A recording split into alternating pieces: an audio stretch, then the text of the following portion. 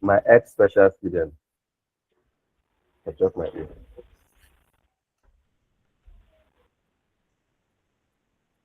Okay. Queen Ikuji, are you ready today?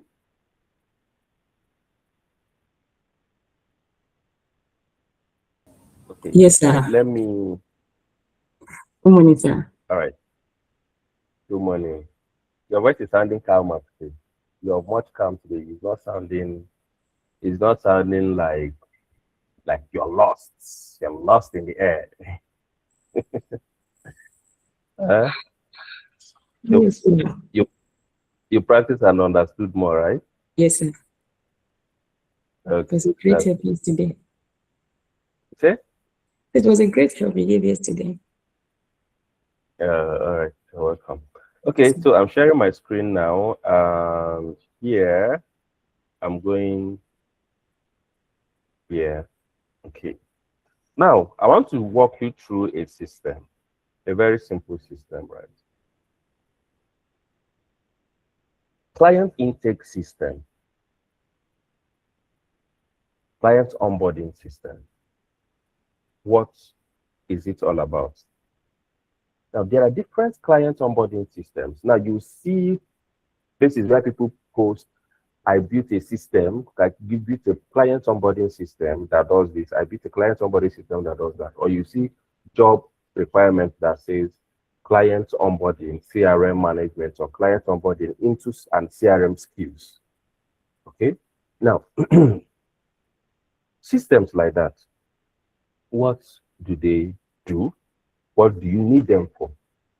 Now, what you're looking on my screen here is a simple system that actually onboards my trainees. During your time, I did not use a system like this. Do you understand? I didn't use a system like this. But then I figured out that, okay, I actually need to make a system as this. All right. But why do I need it? When you people register, now this is where automation matters. Let me now use a real life scenario that has happened between me and you. When you registered, right, I have to send you WhatsApp group link, right, manually. Please be answering me or let's be interactive. I have to send you WhatsApp group link manually, right? Yes. Yeah. I have to send you the modules manually, right? Yeah. I didn't get that. I have to send you the modules, like modules that will be covered. For those of you that asked, I have to send you the modules manually, right? I didn't see any. I didn't ask actually. Did you not ask? Okay. Do I have to ask? You see? Yes, where is that? The proper way. Once someone pays, you send the money to them. Now, some of us asked actually. We did ask. Now. You see this person now with the voice being very, very, very sound. After me present, my the voice on slow. The voice don't go. Ask her. Don't worry. Any day when you don't lively like this, I have to make you now go calm. You present. Today you present before the end of this class now. It's as the voice are they very healthy. Okay. And so okay, So the mistake I made now, that was a mistake on my own side, and I apologize for that actually. In as much as it is coming late, I apologize for that. But however, something very important to note is this. Why was it like that a lot of times difficult to send it? Because I have to do it manually. I have to send you this, I have to send you that, I have to send you. Do you understand? So what did I come up with? That okay, instead of doing this like this, and I'm teaching automation, what am I even teaching my people? Okay, and I've said okay.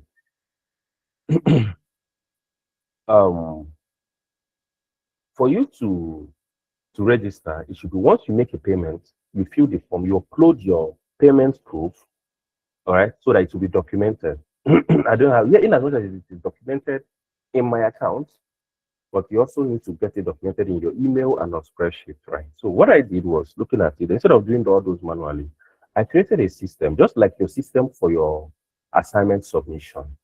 I created a system. Now, what does that system do? The system makes you, and if you can see, the color of this, the color changed. The color of this form changed. I said I was going to show you how to do that. But by now, I was expecting somebody to come up with, oh, they've been able to change the color. You can see the color is customized, right? Now, I created this form that you fill your first name, your email address, put in the amount you paid, then upload the document, upload the picture of your payment, type in the purpose of your purpose of learning AI automation. Now, this current class that we are, I asked you the purpose in the WhatsApp group. But after that, do I have access to those information? They've been gone, right? Covered in a long chat, except I came there.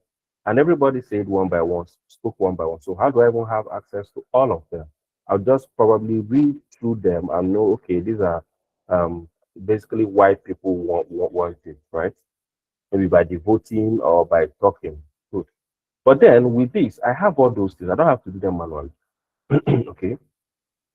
Then you submit. When you submit, it comes here. It works with your binary data. You know, you guys know what this is all about, so I don't have to be explaining this. It appends your name to your proof of payment. Upload that thing in my drive. Upload your proof of payment in my drive. But it is not enough to just upload to my drive, right? What if I want you to have the link? Just like that assignment where you had the link, you would. If I don't give you access to that document, if I don't share the access to that document, you will not be able to open it. When you open it, it will show you do not have access to it. All right. Then I will add this again. I will make it to share file. Look at it. Share file. Remember that I've been telling you since for every node you want, for everything you want to do, add the appropriate node for it. Okay. Now this is Google Drive, uploading documents into my drive. But then uploading is not just enough. I need to share it to you in case you have the link. I'll add another node to share that file. Then I will store those details into the Google Sheets. Then I will name the data again, just like we all know. Now, why am I adding this? It might not be all the details from the spreadsheet I will need. Do you understand? It might not be all the details I will need, so I will now use this to take those particular details that I will need. Do you understand?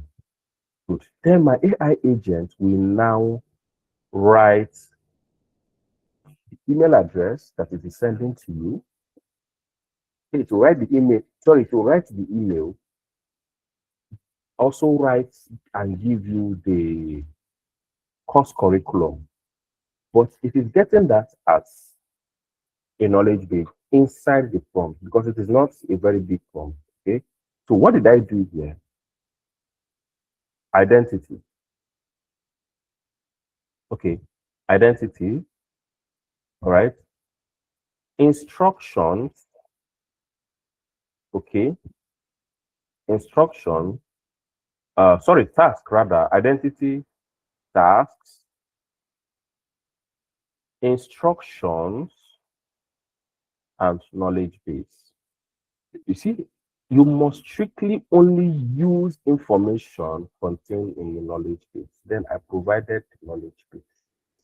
These are the things. Okay. But then it is not just enough to tell it use information for the knowledge base. I must tell it also what and what it should provide.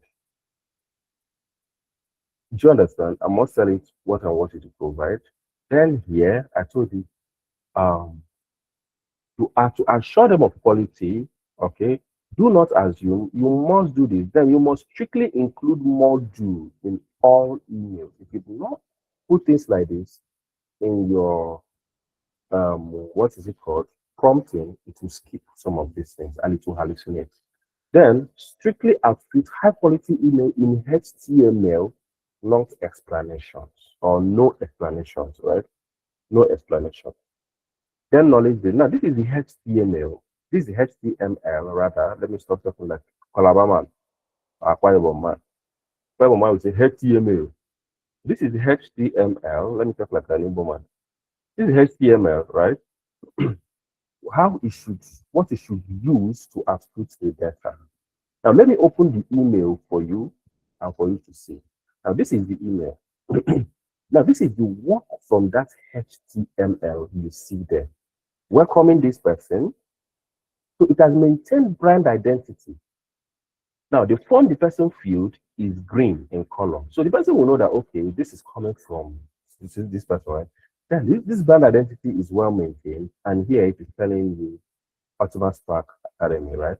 Now this is the payment information the person uploaded. He gave the person and wrote the person's name on the payment proof, right? Now this is it, right? Now I guess this is a real life scenario. Abi, is this a real life scenario or not?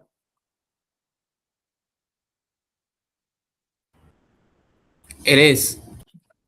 Okay, good. Yes, It sir. is. All right. It's a real life scenario, right? But then, how do you build something like this? What is the essence of it? The essence of it is, in this current WhatsApp group, I have over 70 persons. In as much as these 70 persons did not come every day, did not come the same day, right?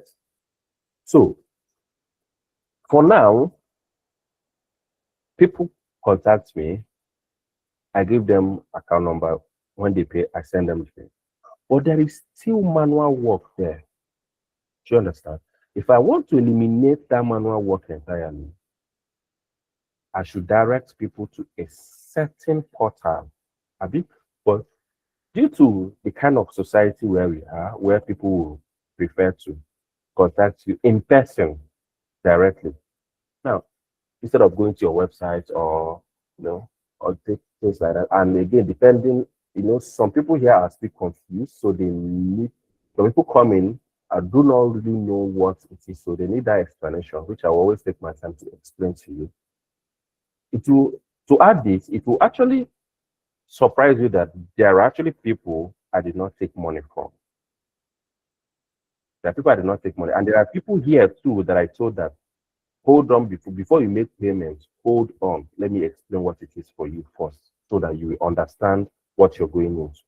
There are people here, right? There are some VIP students. Two of them I did not take money from. 300,000. No, I not take them. One was in Canada. He was willing to pay, but I told her, hold on before you pay. It's not all about the money, right? But I need you to understand that your timing and my timing may not be different. So we have to work around it to have better time, so that don't be say I collect your money, you can't they drag me, say I don't give you what you want. From there, that was how I did not. She ended up not making payment. She wanted me to start that same day in the afternoon. So that no, I cannot start today. So we have to talk about this, have agreement you get before you make your payment. All right. So she ended up not paying. There's another person too that says she wanted to pay me. I told her some of these modules you're calling that you want to learn is not what I will take. So I will not take this VIP payment from you. Rather, I go and learn so thing from somebody else while I will take normal fee. And then you will learn in general class. Do you understand? Now there are situations like that. Being wise, yes, I'll still do manual work. But then this form has reduced the amount of manual work I have to do. So it is now left for you to check your email and join the WhatsApp group, or check your email, or not check your email and come back to me to say.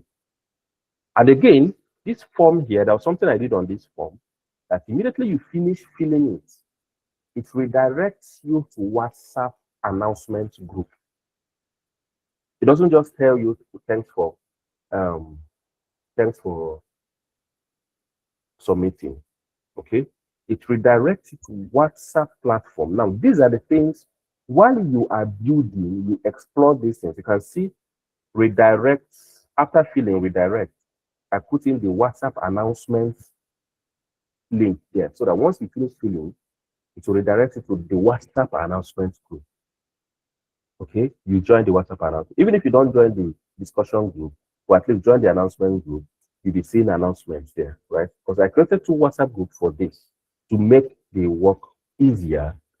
In your own group, it was only one WhatsApp group, Abi, and announcement. People say they don't see announcement, they didn't read this one.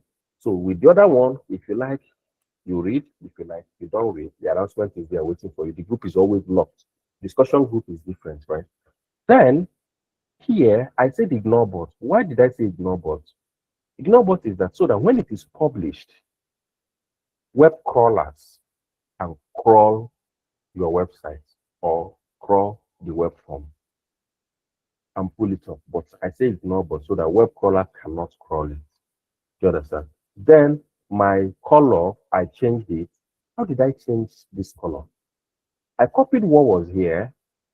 Sorry, I copied what was inside here, took it to AI to tell it, change this for me, change that for me, make it like this, make it like that.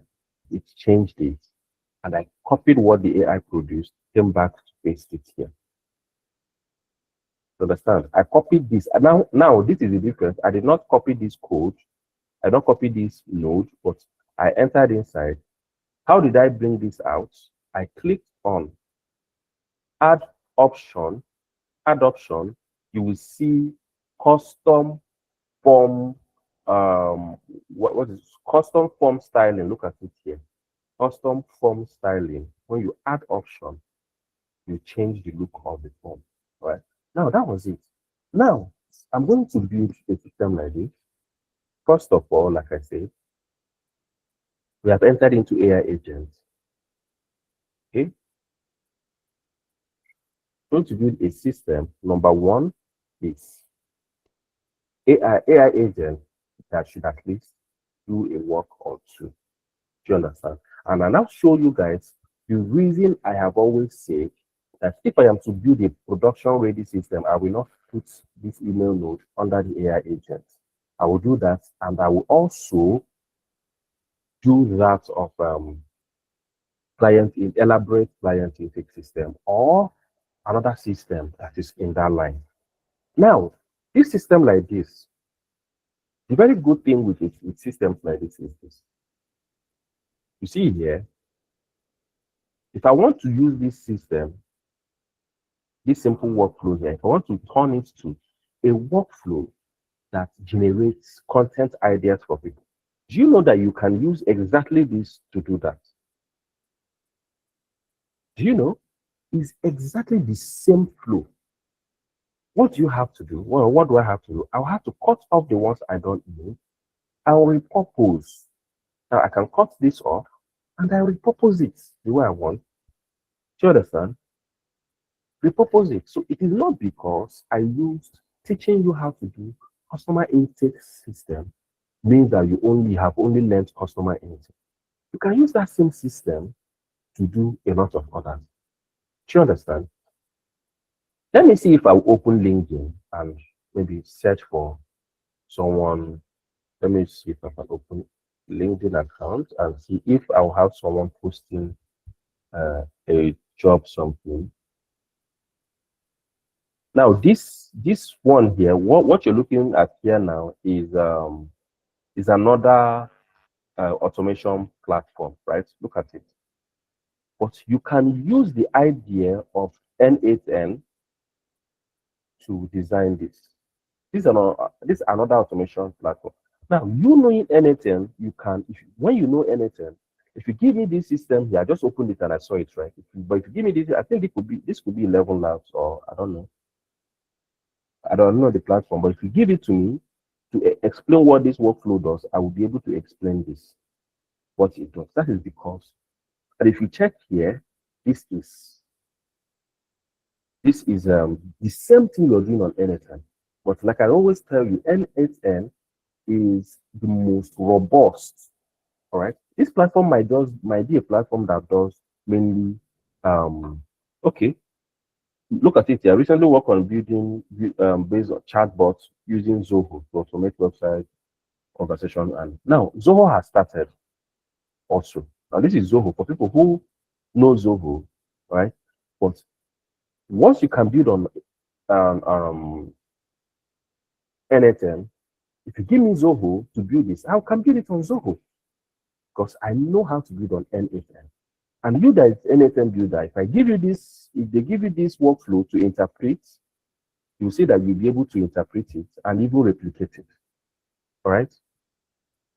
Meanwhile, I keep saying don't learn like the rubber stamp, rather learn, explore, right? I want to search for someone's workflow. Now, this is that your NetHackers man, a NetHacker man. Look at him here, NetHack, right? I'm not following him on LinkedIn, but I'm trying to search. I can find people's workflow on LinkedIn. Let's use it to check, does it fall within? Okay, now good. Look at this system here. This is a system on workflow. Sorry, on N8N, right? What does this system do? It uses webhook to catch from somewhere, a DM, maybe anywhere. Now, you now check, because this is webhook, where is the person catching that DM from? I will now check. Okay. Where is the person catching the DM from? I will read the person's here and say, the person did not write it, right? The person did not write it, but good, it's still fine. But what is the difference between this and what you have taught him? Catches the DMs from a webhook. This is an if node. Check if bot. If it is bot, true, do nothing. You understand? If it is not robot, send to AI agent. Right? Now, from AI agent, what else happens? OpenAI uses memory, but this person will say, this person would always say, you know, on LinkedIn, they will always tell you that they are building, the client asks this, but trust me, client is not asking anything. If client asks for it, you will not use simple memory. Do you understand? You will not use a simple memory. That's another way to know that that is not a production ready system. But simple memory will always, this is a window buffer memory, right? I don't think it retains for a long time. But then this person is building a Windows-based, not Google-based. This person is building Windows-based app. SharePoint is on Windows. Then Microsoft Dynamics CRM is on Windows as well. But what is the difference between what this person has built and what we are building? It is the same thing. Exactly the same. What did you use if node to do? You use the if node to check if what is coming was sent by a robot or it wasn't sent by a robot. If it was sent by a robot, go here, do nothing. And I've already told you guys what do nothing node means. That means your workflow terminates here. It doesn't do any other thing. It terminates here, right? This is just the same thing everywhere. Let me also scroll to see if I can find another one. I'm doing this to open your mind towards workflows, to tell you that it is not, they are not different, they are the same. Look at this one here. I posted about diving into AI. I said the demo about production, but I tell you this is not a production. Okay, yeah, it could be a let me check. It is not a production ready stuff though, because it has manual trigger is okay, right? Okay, you can use this for production readiness because you are triggering it manually. Good. But what did this person build? Now, these are what people are building. I keep telling you, build and post, build and post, build and post. See them, people are doing it. And from here, this person will start gaining traction and people will start DMing her. Not every DM that she will come and post it that I got a DM. Not every DM I get, I'll come and say, I got a DM. You understand? But people will start sending you messages, connecting with you. My new account, how many connections do I have? Well, what is the ratio of Nigerians versus outsiders or foreigners in my connection? I have more of foreigners than Nigerians in my connection. Do you understand? I'm not saying it is a good thing or it is a bad thing, but what is bad is that when you do not build and post, no matter how simple it is, build and post, all right? Then, what is the difference between what this person has built and what we are building? Get roles. Tavly. This person is using Tavly. Now, what are you using Tavly to do? What does Tavly do? It's now left for you to figure out what Tably does. What do you need it for? There are a lot of scraping tools out there. There are a lot of service providers out there. Now, which one do you need? What do you need it for? You do what? You go and use it to do what you need. This person might be using Tably. Now, what does Tably do? Okay. In demo, it says in production. Okay. So, what is this person using Tably for? Or let me quickly search for Tably. What does Tably do? Tably, real-time search engine for AI agent and workflow, fast and security for web search and content extraction. Right now, this one, Tably, you can use Tably, but me, I can use SAP API. Okay, but you can use Tably. Me, I can use SAP API. So our workflow must not be the same. You understand? Our workflow might not be the same. I'm currently using SAP API, but I will also check Tably. Then I will now compare which one is better. But guess what? Their structure, their basics, their logic, their essence is the same. I can use a workflow that uses SAP API and use 10 nodes to achieve what you will build using Tably and using 15 nodes. Are you guys understanding me? I'm showing you all this to get your mind ready for production. Okay, now you get rows from your Google Sheets, you search through Tably, you use your AI agent to write or do whatever you want to do or to summarize. Then you use your update row to update this spreadsheet here. You update this spreadsheet after doing whatever the AI agent does. But then, question is, why is this person, like I told you guys before, why is this person using an AI agent? Maybe this person just wants to extract data from Tablet and you're using an AI agent. It's not going to be consistent in the long run. So use information extractor that was meant for, I told you guys that it's not everybody that knows information extractor. It's not everybody that knows all those yeah, a lot of people know text classifier, but information extractor, not everybody uses them. A lot of people use AI agents to do what you should do using information extractor. That was why I told you guys that you know these nodes, when to use them. Now, for instance, this person might want to extract information from what Tably has browsed, and you're using AI agents. Trust me, it is not going to be consistent at the long run. If I was to do this, what Tably has scraped, I'm going to do what? I'm going to split them and do loop them so that my information extractor can extract them before sending to AI agent.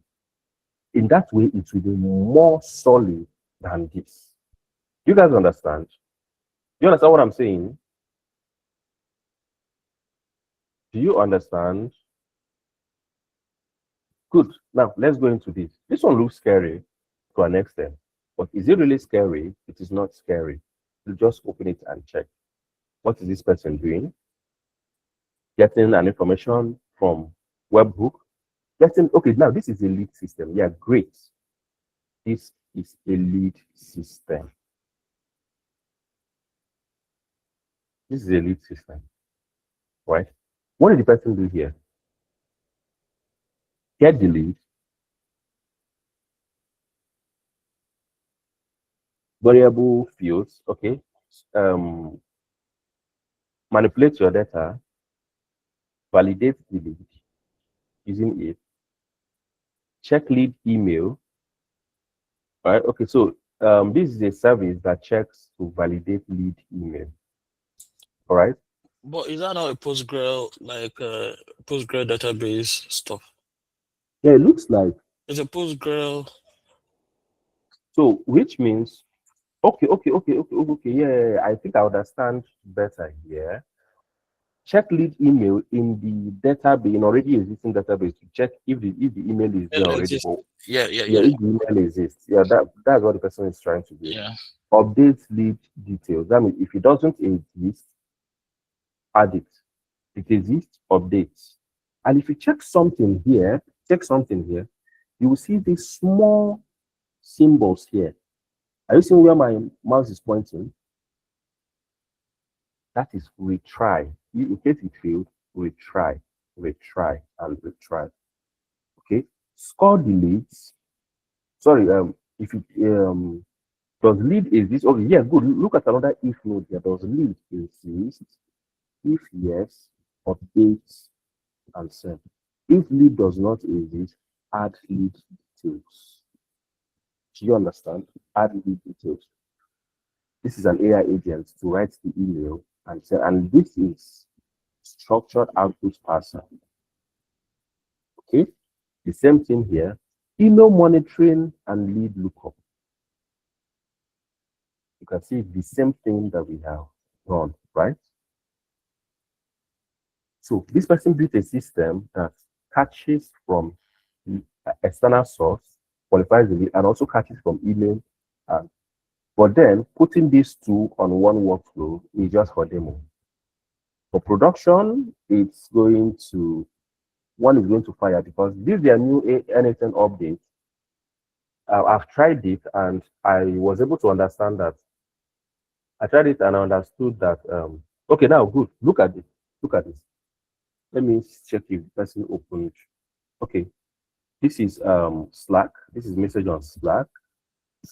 This is the email. Okay, no, this is calendar, fixing calendar dates. All right, good. I needed something to, I needed to see if this email will be opened so that I can check and see, right? Okay. Okay, so why am I showing this? It is just the same logic, the same thing that you have been doing. Same thing that you have been doing. Do you understand? It's just the same thing. This look robust. Yes, it is. That's all right. But is it different from what you've been doing? No. I might teach you on a different workflow, for instance. I might teach you that, okay, this does this and end here. Teach you another one. This does this and end here. It is now left for you to now bring in what this does, put them together and make a good and functional workflow. Do you understand? Just like you learn in school. Do you guys understand what I'm like my point where I'm heading to with all this? So it is to make you have that mindset that it is not about what you have seen. It's about knowing what to do with those nodes. It's about knowing this is how I should build, this is how I shouldn't build. All right? And by now, you should have started spotting things. There was this last post I made on LinkedIn. I said production ready. And I've seen some people who caught the thing. Two persons commented, right? Those two persons that commented, they caught the reason for that. And I wrote that on that head, it said, must read to the end. I don't know, has any of you seen it? That must read to the end. And you saw that after all the description I gave, then at the end, and I told you that this is not production ready. But had even I posted it and say, you see a lot of people posting, I'll call it nonsense like that. Say, I built this for a client. Me, as a client, if I am to be your client and I know a little bit about N8N, I see that workflow, I will know that you do not know what you are doing. You don't know what you're doing, right? But due to LinkedIn is a fake place where everybody show up, that's what I actually call LinkedIn a fake place. So you to go there to show that fake lifestyle. Show it. Show that fake lifestyle, right? Impress so that people can start getting attracted to you. But while you're impressing, always go and check my workflows. You see that my workflows usually have some kind of minor things you may not really find useful, but those things are actually what could stop it from breaking. But there's something my workflow is used to. I don't add in my workflow. Error handling. I usually don't add error handling because that is like, but I encourage you to add error handling. Now, what are the error handlings? Like here, look at here. This small sign here means that it should reload, it should retry. Retry, retry, retry, which means whenever there is a server timeout or there's a failure, it should retry, retry, retry, retry, retry. And this person is only given this once to be tried. How about when this fails? And this is a demo, this is not production, right? I would not tell you why it is not production, but this is also actually a demo, something somebody could did, right? So how do we do things like that? Let me start. I create a new workflow. Okay. I'm going to start building a form. You already know how to build a form by now. So building a form should not be a new thing to you. Right? I'm going to start building a form and use it to tell you how you take intakes that have submissions, form submission. Now, this form for submission must not be through your form. It can be through a webhook, can be through Telegram, can be through anywhere. All right. But I'm going to use form. I'm going to use the N8N form. So if you're having a workflow that requires you to use form upload, this is it now, right? So here, form. What is my form title? I'm going to say document or client intake rather. You said I should do. Okay, let me ask Osas, what kind of intake system would you like us to build? I think I prefer this one. This one is quite simple. Okay. For this, okay. Intake. Let's use Telegram or WhatsApp. No, we'll not use WhatsApp. I Okay, gave let's use Telegram. I gave few people assignment. Use WhatsApp. Go and figure out WhatsApp on your own. Create that WhatsApp API so that you will not review your API and I wouldn't review my API. It's very sensitive. Okay. Let's use Telegram then. Let's use Telegram. Okay. Like a messaging input system will go a long way. But this form also coming as URL. Let's not use form. Sorry, let's not use Telegram so that we can use, because your form system, the way you do your form system, okay, you can use it for your webhook system. You can use it for, like, you can reuse it for any other one. Understand? Yeah, you can reuse it for any other one. Yes. So all you just have to do is remove the form and replace. Now that's what I want to use. Form system. Copy and paste. I just copy and paste. You can use webhook. Remove the form intake and put webhook. Remove the form and put Telegram. Remove the form and put. Right. So the form will give you better JSON outputs. Okay. Okay. Yeah. And so form title. Let me say form title to you. I make this. It can be from type form. Now you build with type form, right? You can see that you saw that it is just the same thing. What we'll be doing here and what we did on type form is the same thing, the same build up when we did type form, right? Good. So here, the system. So what system should we build? A system that a real client intake system. But we are not classifying based on money. We're not classifying based on, but we are not actually classifying. All right. Or maybe you're working in a company and they want to do document submission system. You can also use it. Okay. So using, for instance, you are running a business. You're going to have client intake. Okay. And those your client intake, you would AI will write responses to them, write messages to them, and AI would so we use unstructured data and all those, right? So this is what we, or maybe those who are submitting bid documents for projects, like if you are bidding for a contract, for instance, and you want to submit your bid documents, so it captures your full name of the company, then gives you an opportunity to attach your bid document as well. Awesome. That's good. Okay, fine. Let's work with that. So form title, let's say contract right? Contract Contract submission or bid submission. contract bid submission. Okay, I say please. Okay, for all contractors, submit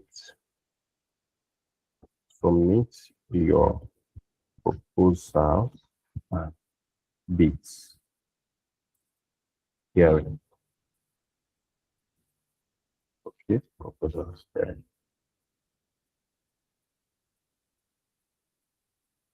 Then elements, I'm going to add contractor name, or let me say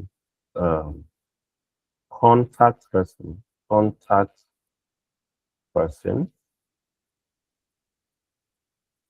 okay, that's input. Or full names of contact person. Full name Yeah. of contact person. Okay, yeah, I'm coming. Right. Contact person, I'm going to add it to the, now I'm going to add placeholder. That's where I will explain, right? Full Yes. name of the Perfect. contact person. All right. Then here it must be a required field. Then I'll add. How about the company's name? I'm coming now. I'm coming. Company name will come later. Right. After contact person and email, it is now company name. That's how I want to do it, right? Yes. Now let's say contact email. Contact email. Select email and I say here, placeholder. Please enter your correct email. Or please enter contact person's email. Please enter contact person's email address. Required field. Then company name. Company name. Okay, text inputs. Required field. It has to be a company name. Required field. Yes. And then I can say placeholder will now be this enter the company or your company name. Your company name. I'll add another one and say company address. Because it's the company that we know, company address. Text inputs. Is there any option for address and other things? No address. The text input. Okay. Let's go the required field. Yes. Company address, required field. And another thing, what else are we working with? The address, if it has a number, we don't throw in an error. No. It will be is a text, so it's string. It combines both. If you combine both number and Alphabets. Okay. But what about if you use a text area? If you, yeah. The text area gives you bigger input place. Like I think you want to write a this thing. What's it called? Paragraph. Because my experience, like, so with the text input field, will it auto expand? Because No, like it will most not. address with text Okay. area, it has more line of address, like 4 or 5 line of address. So the text. Okay, yeah, I get to, like, example, someone is saying number 1 devil spirit in heaven after hellfire. This is Those scenarios. Okay. So here, what phone number? Phone number. I'll have to contact phone. I'm going to change it to number, right? Add attributes, placeholder. Please enter the contact person's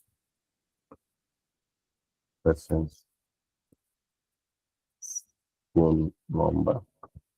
All right. Then here, what I'm going to do here is add required field. Then I'm going to displace this. I'm going to take it up. I'm going to take it up, okay, to be before the company address.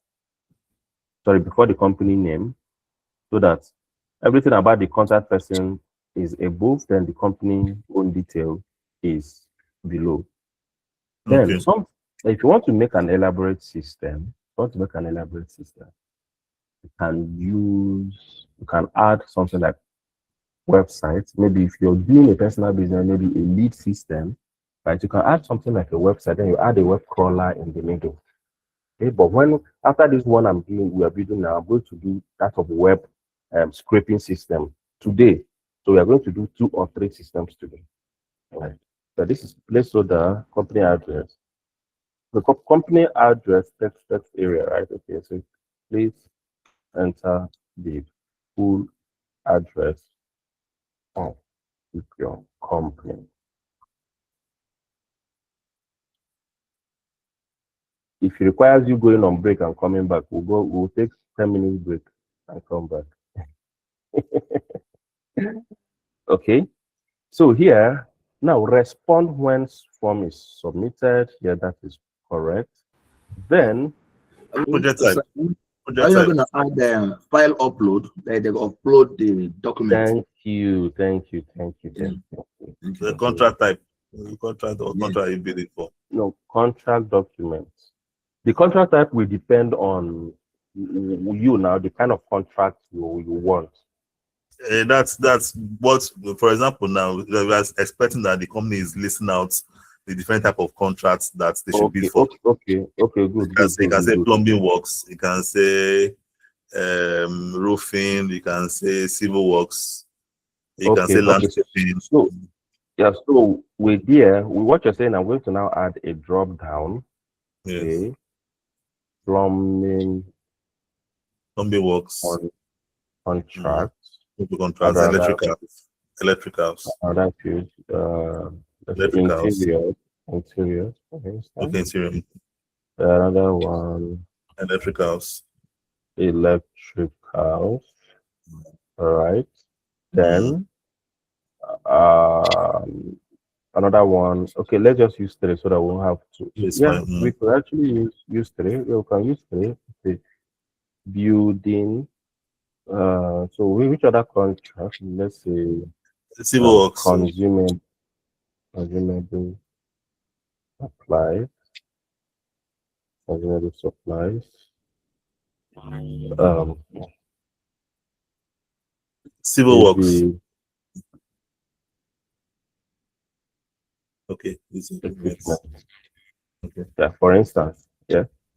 I think someone like Mr. Amos will benefit from this kind of workflow very well. Then add attributes. Now this is here, right? This is a drop down. Okay. So add attributes. Now add attributes. Is it required field? Yes, the person must choose. Then another attribute I want, default value, no default value. Right.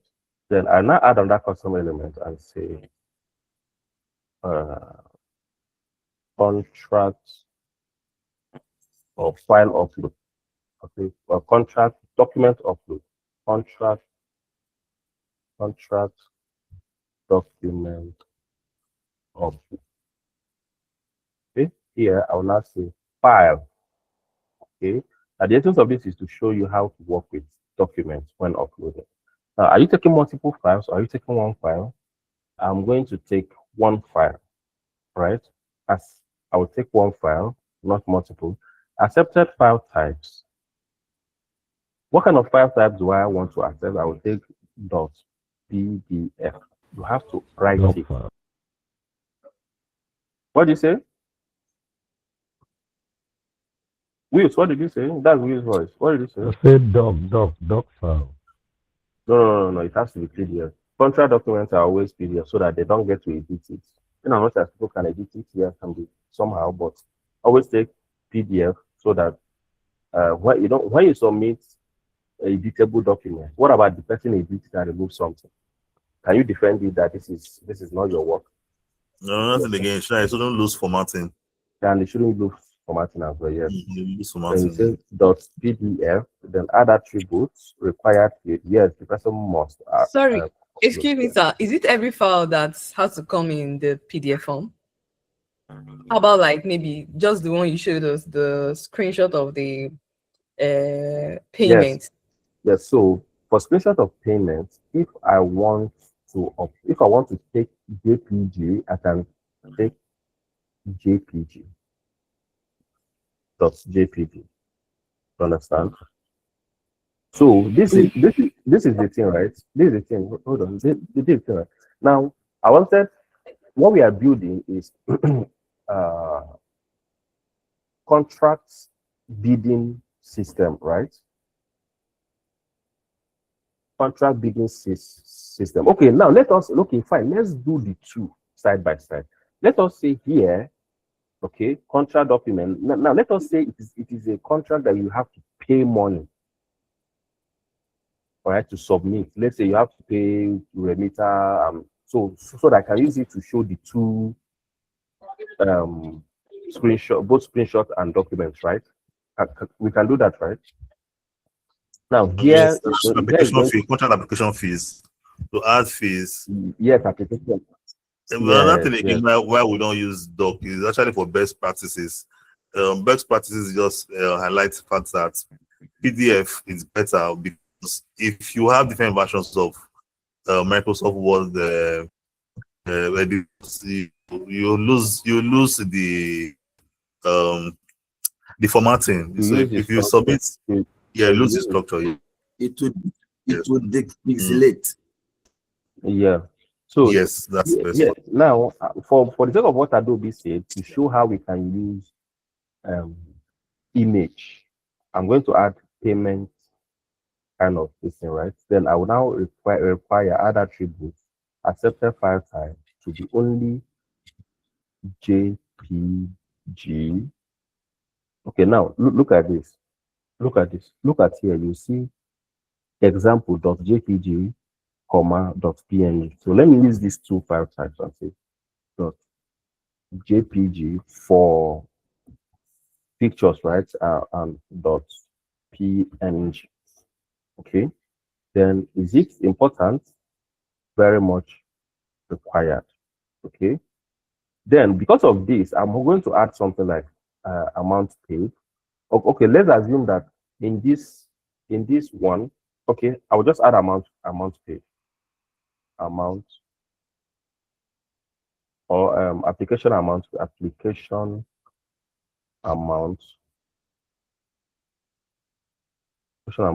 paid,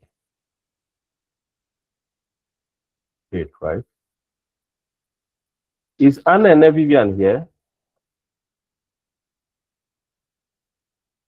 And the brothers, you have, if N8N Vivian is here, you have brothers. Is N8N Vivian here, please? Amount paid, application amount paid number here. Yes, sir. Please. Your brothers, are they here? Please enter. No idea. I will check. Please scroll through and check because we're going to report all of them today. I just finished with your boss before coming to this class. Noted, so I'm sir. going to report everybody that is not attend. Now, append N8N attribution, I'll turn it off. Okay. Then if I want to form button label, I'll say submit. Okay. Submit your bid, right? Submit bid. Submit bid. Add option.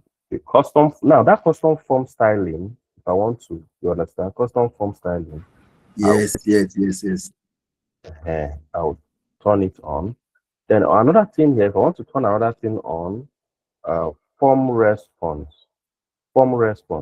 Now, when the person finish filling, what else do you want the person to see? Do you want the person to go to? Do you want the person to just see a text, or do you want it to go to a link, another link? You understand? So let's say I want it to go to a text. I'll just say, thank you for, okay, so let's say I'm not thanking the person anything. Nigerian companies, we are arrogant. Like the government is arrogant to a level. So I would say your bid has been submitted. We will get back to you soon. Okay, we'll get back to you soon. Then I want to change this thing. I want to change it. What would I do? I'll copy this here. That is my ChatGPT. Okay, this job application template that I made here. Okay. ChatGPT. I will now paste this here. I said, please change the background color to. Before I change it, you guys should see this. Let me execute this step so you see. You can see how it is, right? You can see how it is. Good. I'm going to change it. I'm going to tell it to change. Please change the background color to what? To dark blue. Yes. And Blue. add 2026 and add copyright or SARS government limited. Government limited at the bottom with a dot now date. So I will now paste it. I will now paste that I've copied. Then now it is possible it will fail. Okay, but when it fails, what happens? Do I have to panic? Okay, now it is writing this to me separately. I'll say, okay, I can go there, I can go here and edit it. Since it didn't give me what I want, all right, I can come here and say, make it ready to copy in one, all in one, ready to copy all in one. I think mine worked. Yours work. You're using Copilot, right? No, I'm not using Copilot. I'm using ChatGPT. ChatGPT. Yeah. Okay. Hold on. Okay. Just give me a bit before closing. Okay. I still gave me separately. Did he give you yours the entire together or separately?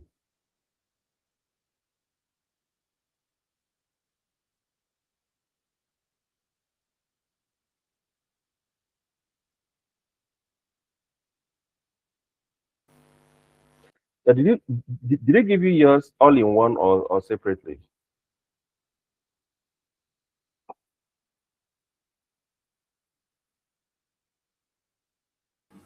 I think it's combining the CSS file, the HTML file, Yeah. and the Java Yes. file together. Yes. So I think there's a place you can merge them or put them together. Yes, so Is there no Java file heading? I'm going to do this. Let me execute first and see what, like, it has changed, right? But then it changed. See, these things are now scattered. Okay. The write-up. So why is the write-up white? ChatGPT, they meant ChatGPT is mentioned. But let me paste this other one. Let me paste this other one. They paste it under, right? Good. I'm going to paste it under and see.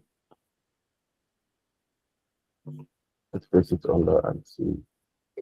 if there is anything that one does, or yeah, it didn't produce right. So what I'm going to do is, so I'm going to now tell it. This is the third one again, and let's see. Yeah, I'm going to copy all this. I'm going to copy all this and from here, results, text we are white,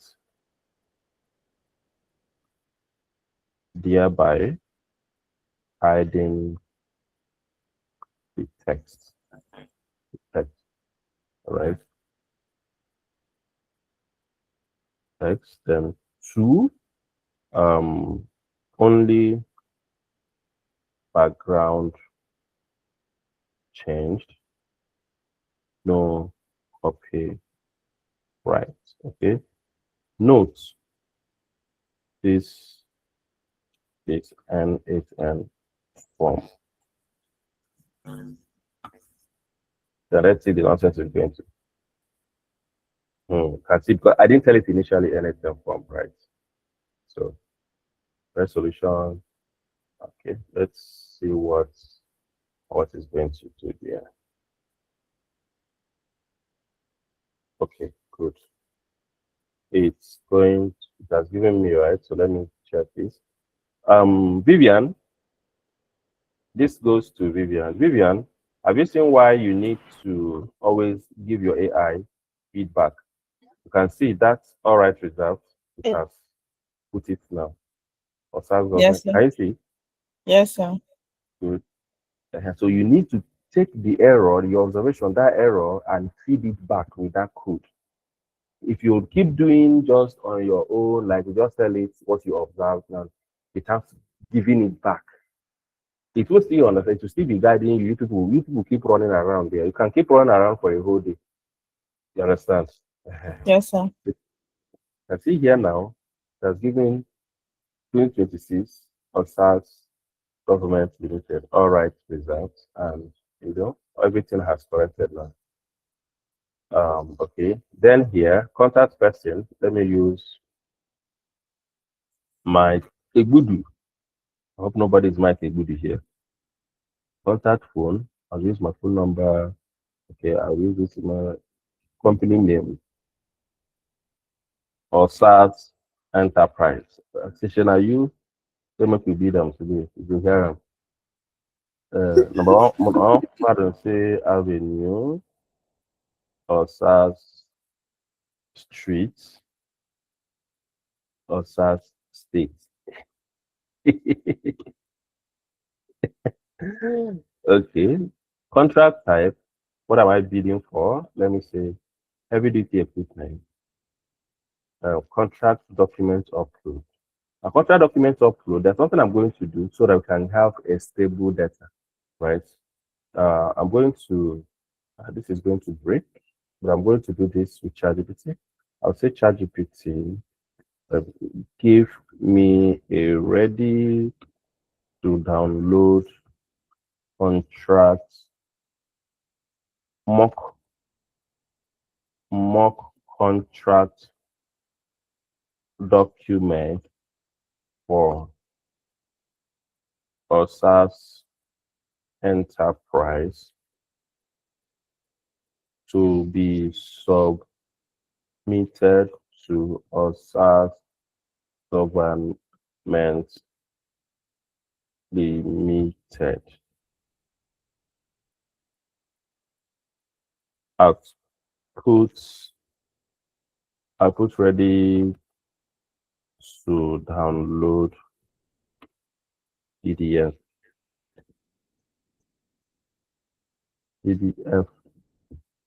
documents. Ensure it is minimum of 700 words. Why I say this is going to break, yeah, it has stopped listening, right? It stopped listening, so I'm just going to cancel it. When the document is ready. Now, mind you, this is actually not part of the class. I'm just using this to generate document for our mock data, right? Document for our mock data that we can use.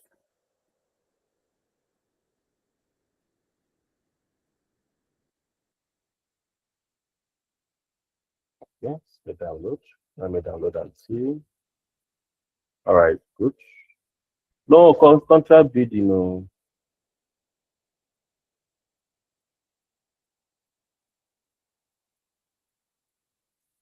let me say contract bid, not contract. Contracts. More. What did I choose? Heavy duty equipment supply contract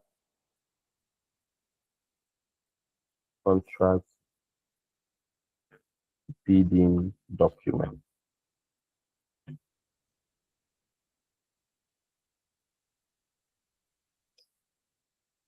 I'm going to use diverse document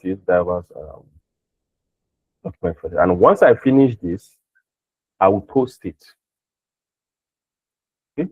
If we should take this from beginning to end, I'm going to post it. So I'm also expecting you to go and finish it, change a couple of things you can change, and post it as well. Do you understand?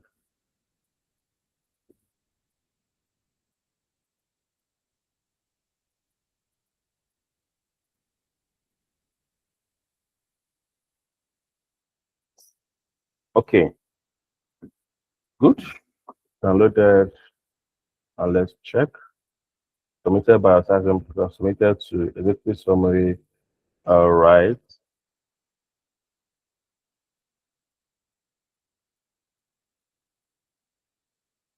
But there's something here. It didn't write.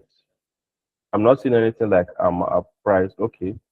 All the videos of manufacturer right 12 months extended warranty, financial proposal, detailed financial proposal submitted separate as a separate financial annex in compliance with government guidelines because including it cost. Okay, so now this does not have. I'm going to tell you to include the financial figures, right? Because we also need it in information extractor. Please include the financial figures. The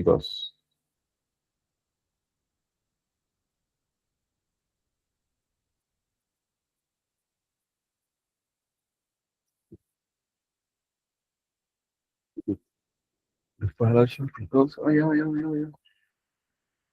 I think someone's mic was muted, and I was hearing something like bleep, like the person was eating. Was unmuted rather. Someone was. Who was that person? Who was that?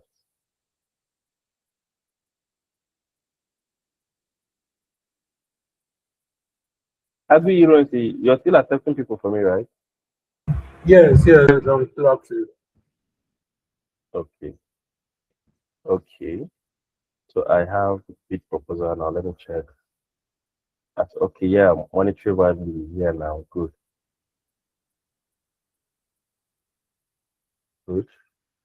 Okay. Now I'll come here. I'll change the background. I'll show you how to change the background. Okay, so I'll now come here and fill this and say, oh, all SARS or let me do all SARS because now I need to talk about all SARS a good contact email address, company name, all SARS enterprise.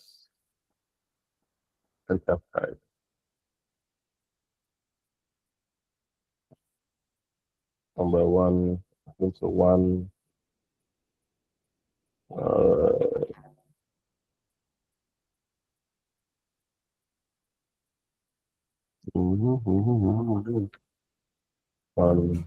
Heaven Street by Hellfire. Exactly. How you take know my mind? How you take know the things I can do? This kind of answers they make me happy. My hellfire junction. How you take know the kind of things that they like? Hellfire junction.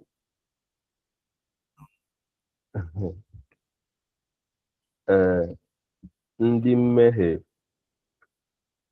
steeti. Ndị mmehie steeti. Sinners country. All right. Plumbing, heavy duty, contract document, upload. Now that contract document, I go to my downloads, I'll take it. Then, all right. And I'll now take anything. What can I upload here? What can I upload? What can I upload? Please, I have a question. Let's go ahead. For this particular place you are now to collect PNG and prepare images, that's also to, can we also add PDFs, because likely there might be some receipts that come with PDF formats. Now, see, it depends. See, when you're working with your document, when you're working with your document, let me check this. When you're working, I want to get a clear picture. Webflow. Okay, now. Yeah. When you're working with your documents, okay, it's very important to know the documents. This thing has timed out, so it's very important to know the document you are working on. Do you understand? Because why is this in timing out? Because if you need text documents, so if you need picture and your workflow means that you're going to write something on it. If you use PDF, the workflow is going to break. So it depends on what you want. So if it's just to collect the data and store, no problem. If to collect and store, no problem. But if it's something you need to use to work inside your workflow, no. You have to be specific. You understand? You get? Yes, I want to understand.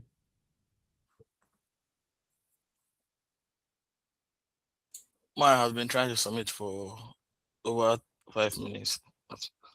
Check if one, if your document is heavy, number two, if you're still listening.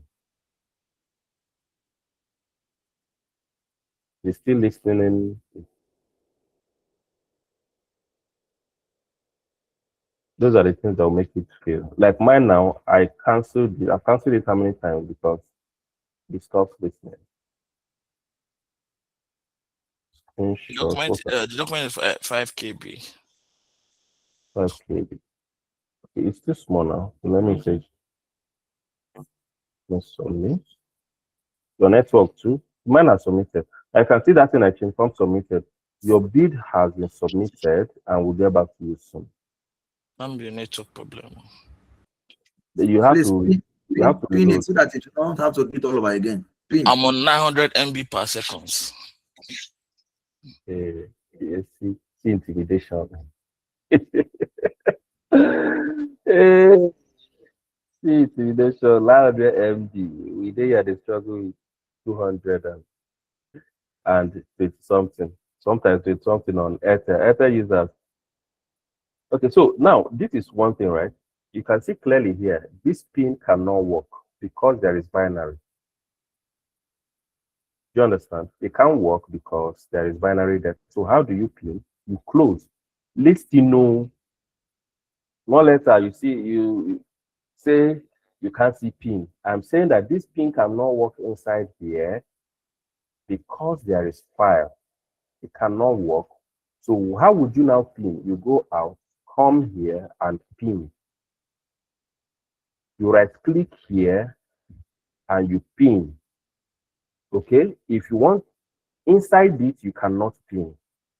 The reason you cannot pin is because there are documents in it. Look at them. Even from onset, we never taught us to pin from inside here. Now we always pin outside. No, I thought you to pin from inside. Mm.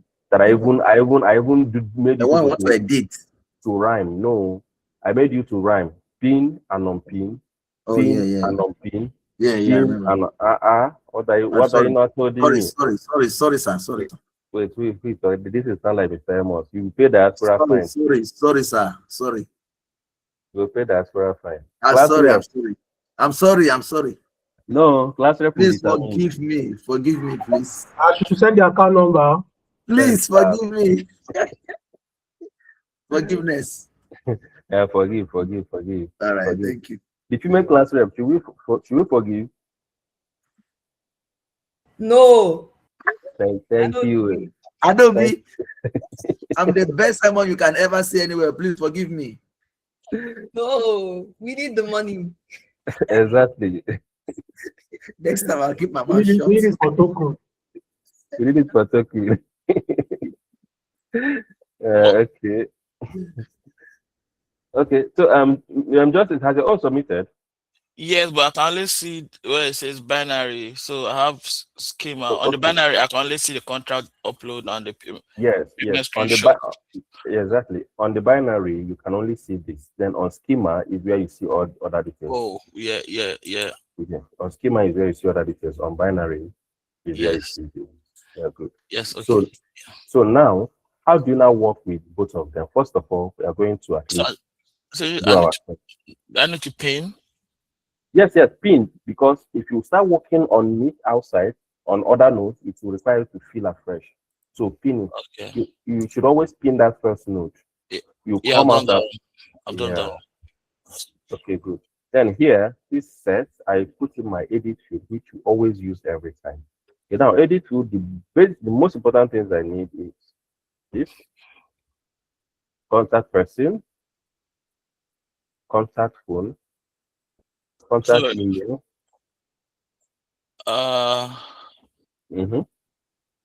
Sorry, a bit faster. Yeah, just select your edit field, add it, then drag these ones, the details, the data you need from there. All right. Contract type, I will drag document. I'm not dragging this document upload right now. I'm not putting it. Okay.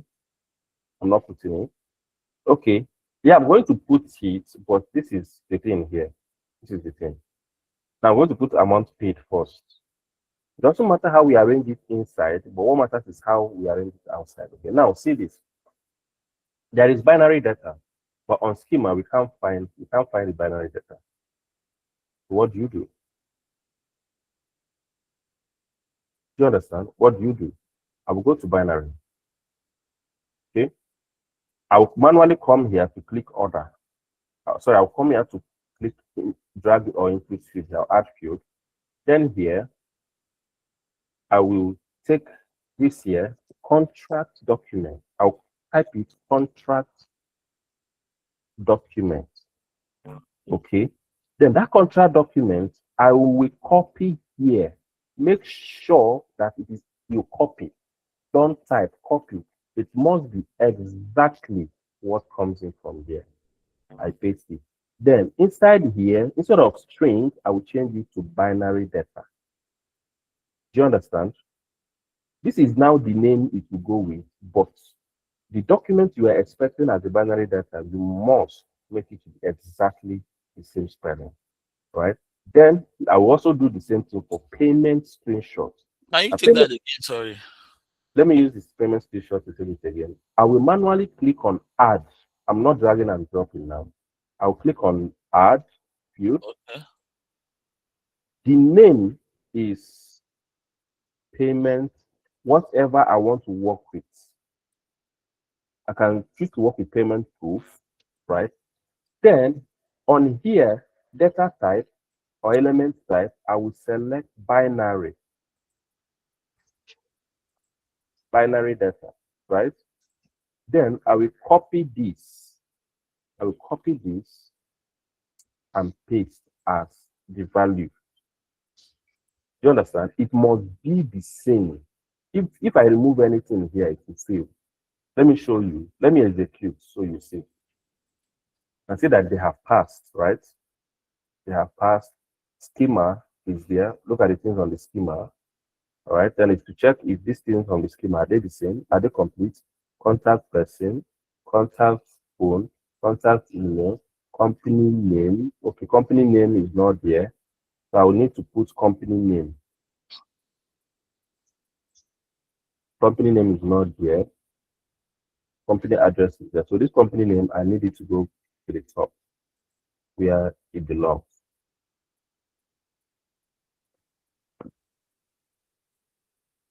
But this is company name. Where is the company name? Okay, company name. I'll need it to go to the top where it belongs, right? Good. What other thing am I missing? Then amount paid is there.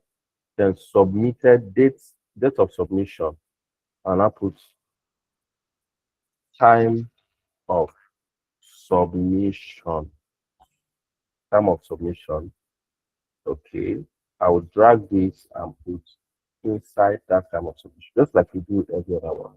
And when I execute, you see binary data, both of them have shown. If I view this, that is what I uploaded. This one I can only download it because it is PDF, right? But then if it was one item, I can actually view it. Okay. Then here, look at the schema. All right. Now the schema, what did I teach you on how to change the format of this? How did I tell you to change? In case you don't want this format to be like this and to use where you are. Now, what time zone is he using? 11:25, but the time is 12.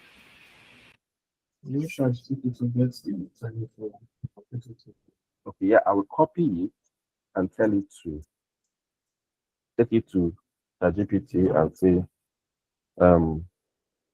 change this to WAT time zone with the format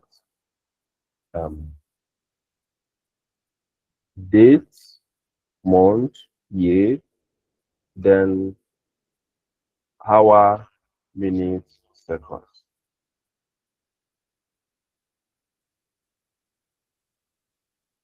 You understand?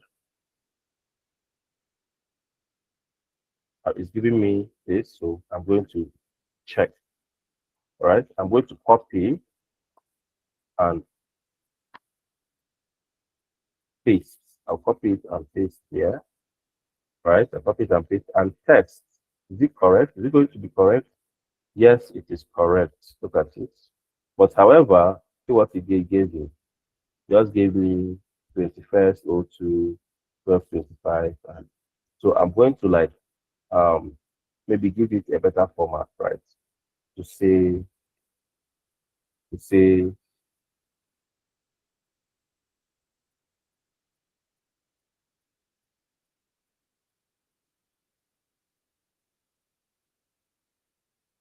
hour, minutes, second.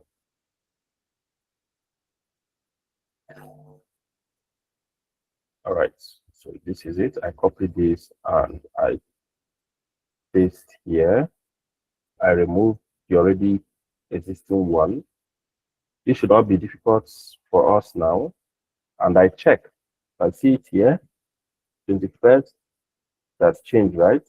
So we can actually work with this time. This, okay? Remember I told you, you don't need to know how to code, but you can easily generate your code.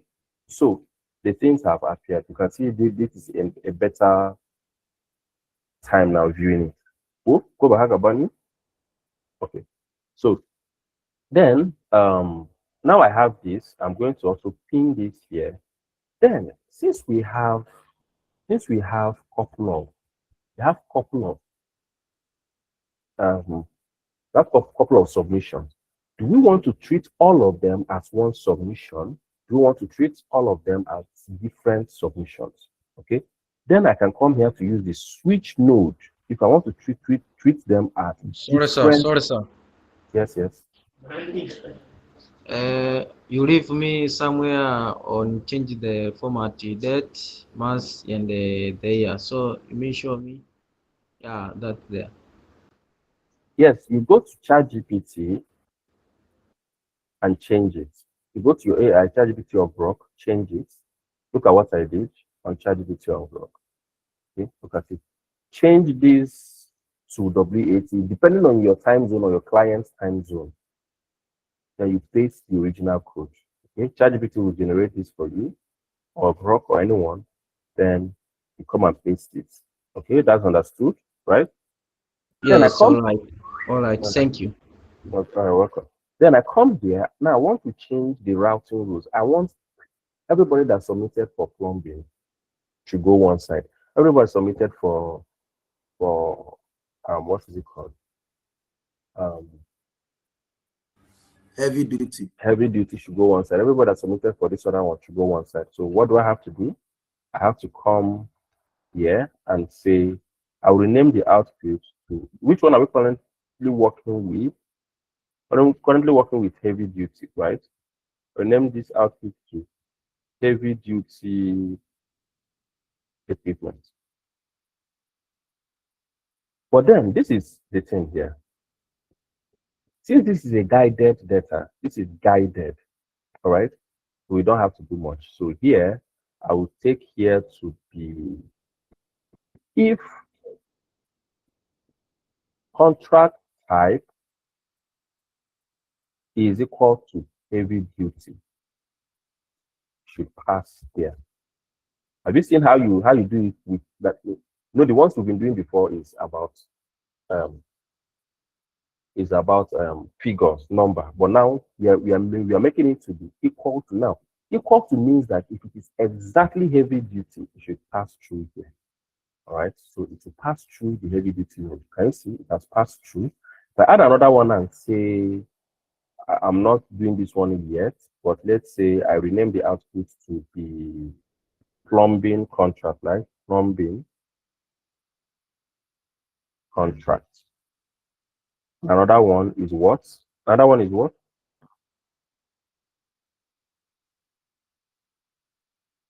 What again now? Plumbing. Is it electrical or something? Electrical, yeah. Electrical. Electrical, right? Okay, good. Now let me just, if there were 4 of them, then interior. Interior.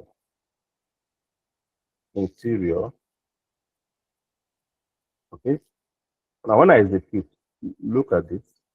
It has gone through heavy duty because it is guided data. If it is not guided data and you want to do it like this, that means you need something like the code node.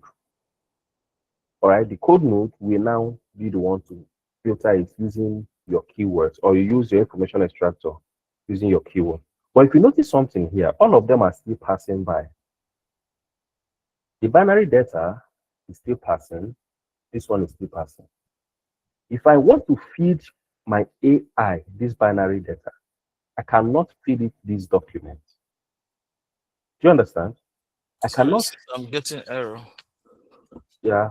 What did you get? Or what did you do? Where are you getting the error?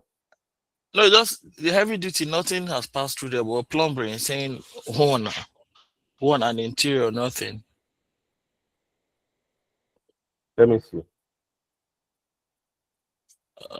Check your parameter now. Check your parameter. No, share your screen. Let me see. Share your screen. Let me see. Yeah, quickly share screen. Yeah. Because it could help other people. This one money point is telling me to register for JAMB since morning. I don't understand. Am I going back to JAMB? Can you see my screen now? Yeah, I can see. Okay. Now, plumbing. So I'll just say for plumbing, the interior.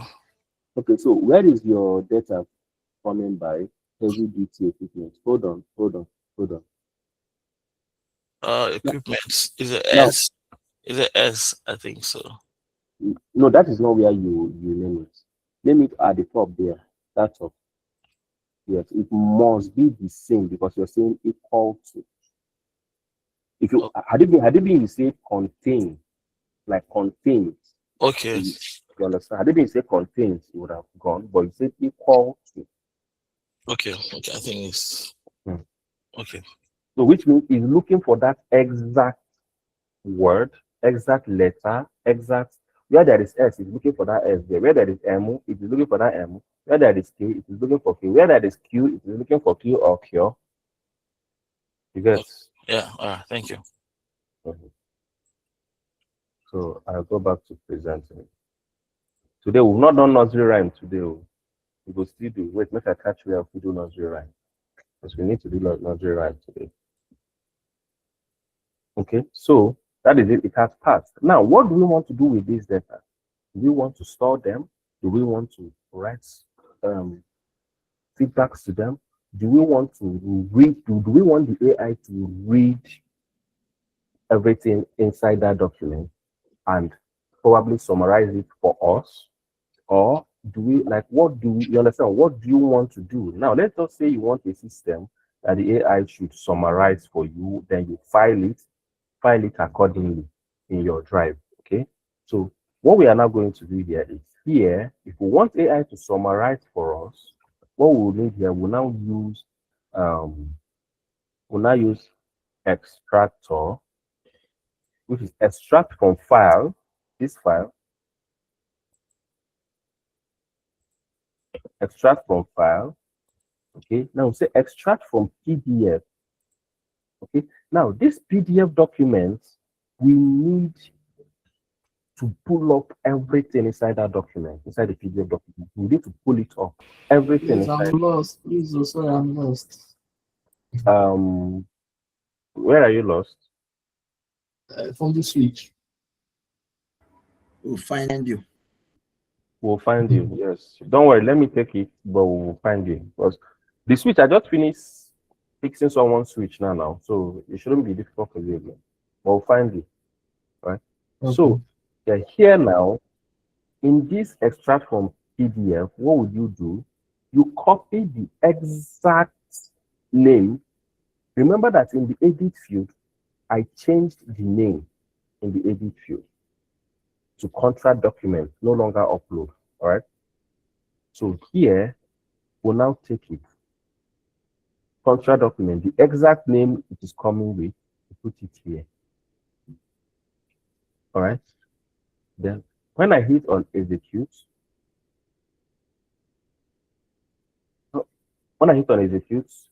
see what is going to happen. The binary data, it updated the other binary data, right? But see what it did here. It brought out the entire detail in that document. All right. Now I need to add an option, and I say, where is it? What I was looking for, have they removed that one too?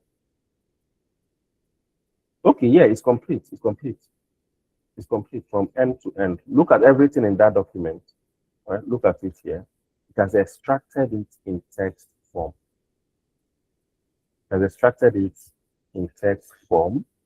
Okay. Now, good.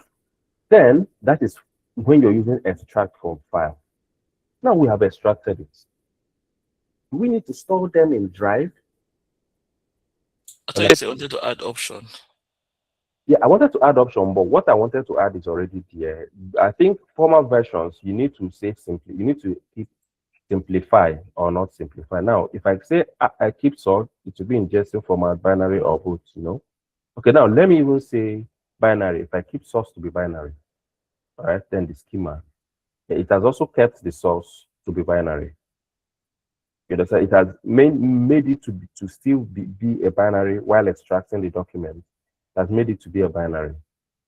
So the two binary documents still exist, right, but it's also extracted. So keep source is there. Then another thing is maximum pages. How many pages do I want to work on? You understand? How many pages? So I don't need that. And another thing is password. Now see, if it is an encrypted, you know, some documents, some PDF files are encrypted. So if it is an encrypted PDF, you will need the password. Okay, you need the password here. Then another thing is join pages. So sorry, join pages. No. So this join pages has replaced the other one, but I don't need the join pages. All right, so join pages, I guess I've not used it, but let me see what it talks about. If it's necessary, join whether to join text from all pages or return an array of text. Okay. So if like different section of it, if you join them as an array, as array means putting them together as a single output. Okay, but let me turn that. That's this array here now, for instance. This is here now. This is a very this one, what do I call it? Definition of an array. Okay. This is a single output. This is a single output. But here is an array. Now see, info is an array. Everything, it packed it under one. So if you want it to be an array, it will make everything here as one output. But here it is outputting 1, 2, differently. So you can work with them separately, but as an array, it packs them into one. You understand? So when you now imagine if you want to loop, for instance, you can only loop this as a pack and this info. You can only loop this info as a pack. You understand? You now have to split them out again. Right. So here I'm going to execute this again and check if it came correctly. Yes, it came correctly. To check if it came correctly, I'll go to table. Always check your documents on table if it came correctly. Yes, they came correctly. All right. Then next thing I have to do is, do I want to file that document before doing all these, or do I have to? If you want to file them before doing all these things, then you go ahead and file. Do you understand? Filing them means in your what's it called? In your drive, just like to file physically in a cupboard. But now you're going to use your drive to file. Okay, so in your drive, how do you want to file them? So I can go to my drive. If I have a drive already, no, not this drive. I'll go to drive here. Not drive as in driving a car, I mean driving. Okay, ahead. Now these are those no, sorry. Let me not go there. So I create a new folder. Right? And what do I name the folder? I name the folder contract documents. Contract documents, right? I name the folder and I create. Now inside the contract document, this is the accurate way to file. Inside the contract document, I will open it and create another folder inside it again and name heavy duty. You get? I will start creating folder for them one by one. Heavy duty. Another one would be plumbing. I don't have to know because I already know what the folders are talking about. Another one will be electricals. Another one will be interior.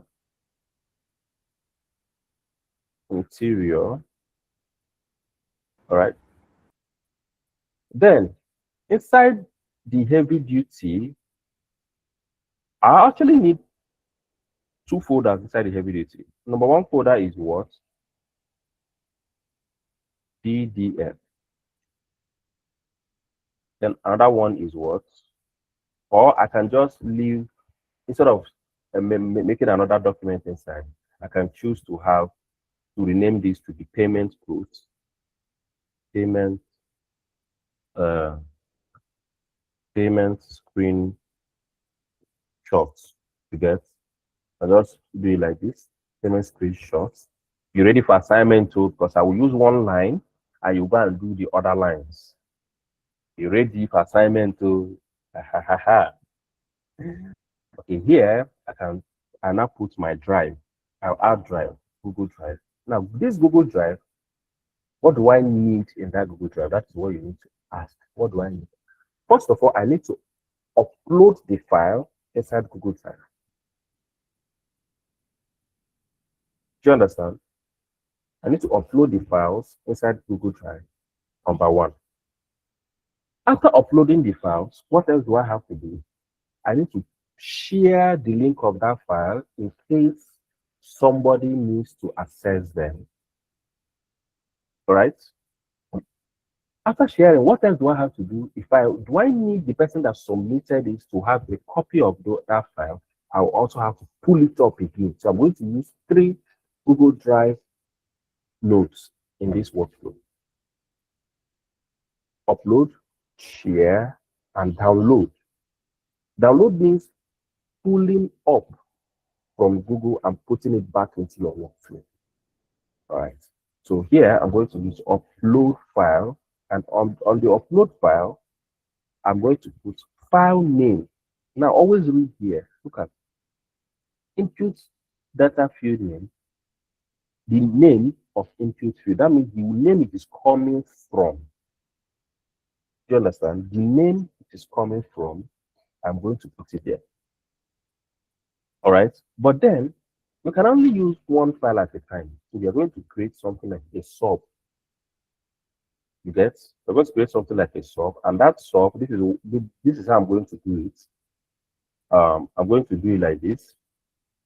This one we create for this, and another one we create for that. So don't worry, you'll see how that's going to work here. So here, the input data I'm looking at is document, contract document. I'll copy it and put it here. It will be the same. Now the file name is, now look at, if not specified, the original file name will be used. Now the file name is now the name of the file that it will be stored with. Do you understand? Instead of saying contract document, I can copy this contract. I can take, okay, let me not copy it so that it won't confuse you. I will go to the schema. Okay, now I'll go to the schema, but I don't need this particular schema here. Right? I need data from the switch node. I'll use the contact person's name, or no, if not contact person, I'll use the company name. All right, the company name, and I'll, at the end of it, look at it here. At the end of it, I'll say this person's, I'll have to make them dynamic, right? I have to make them dynamic. This person's heavy duty contract bid. Do you understand what I did here?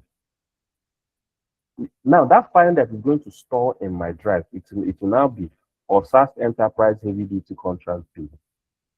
That is why so every file that comes, it will rename with the person so that they will be easily sourced. Do you understand? Then the parent drive is my drive. Look at it here. My drive is the parent drive. Parent folder, I know some people's eye are now blurring. Who eye don't blur? I'll now, inside this contract folder, so inside this root folder, I will now choose the heavy duty. Look at heavy duty, subfolder. I'll choose the heavy duty, right? Options, which other options do I have to add? App properties, do I need to add any app property? No.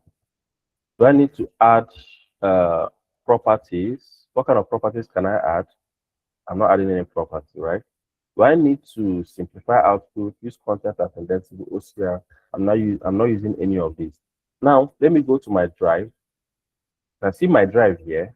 Once I execute this, that document is going to be inside my drive.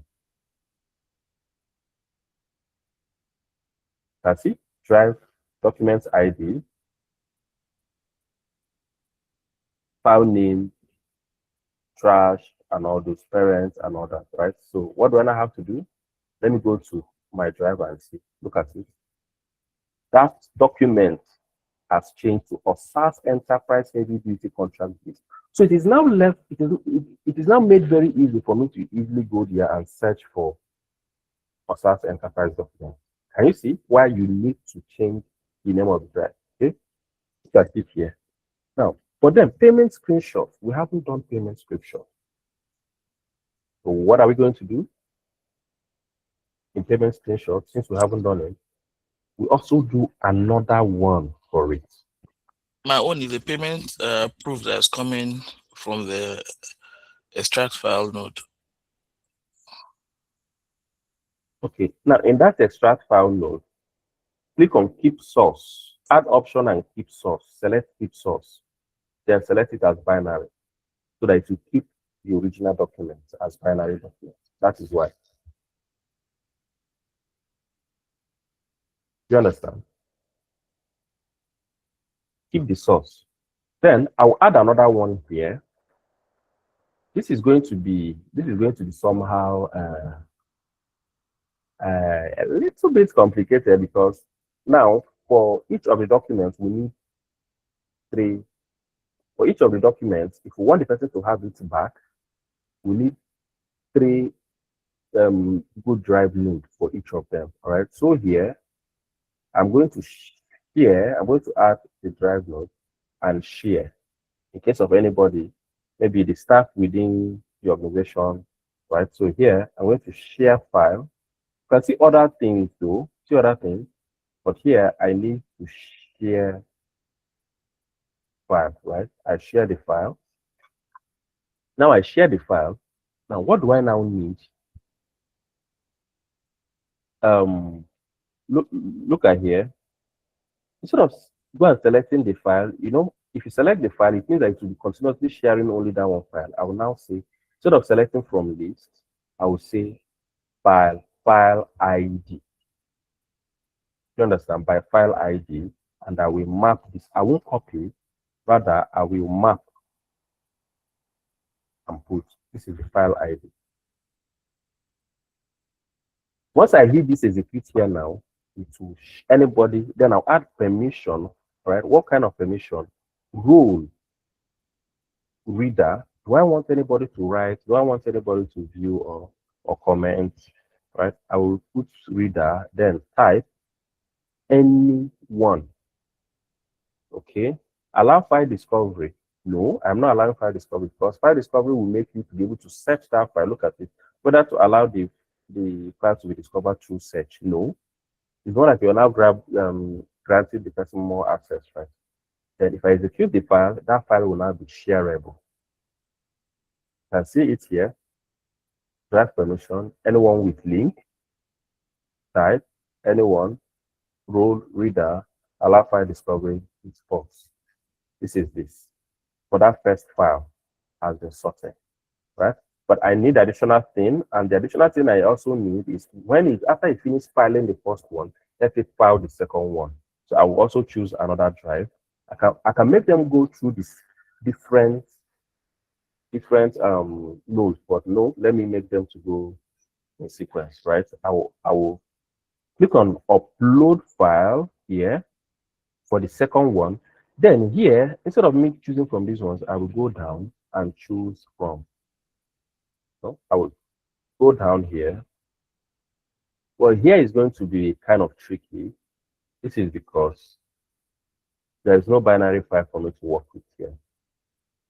You understand? No binary file. So instead of doing that, I will now come here and add another one. Right? Add another one.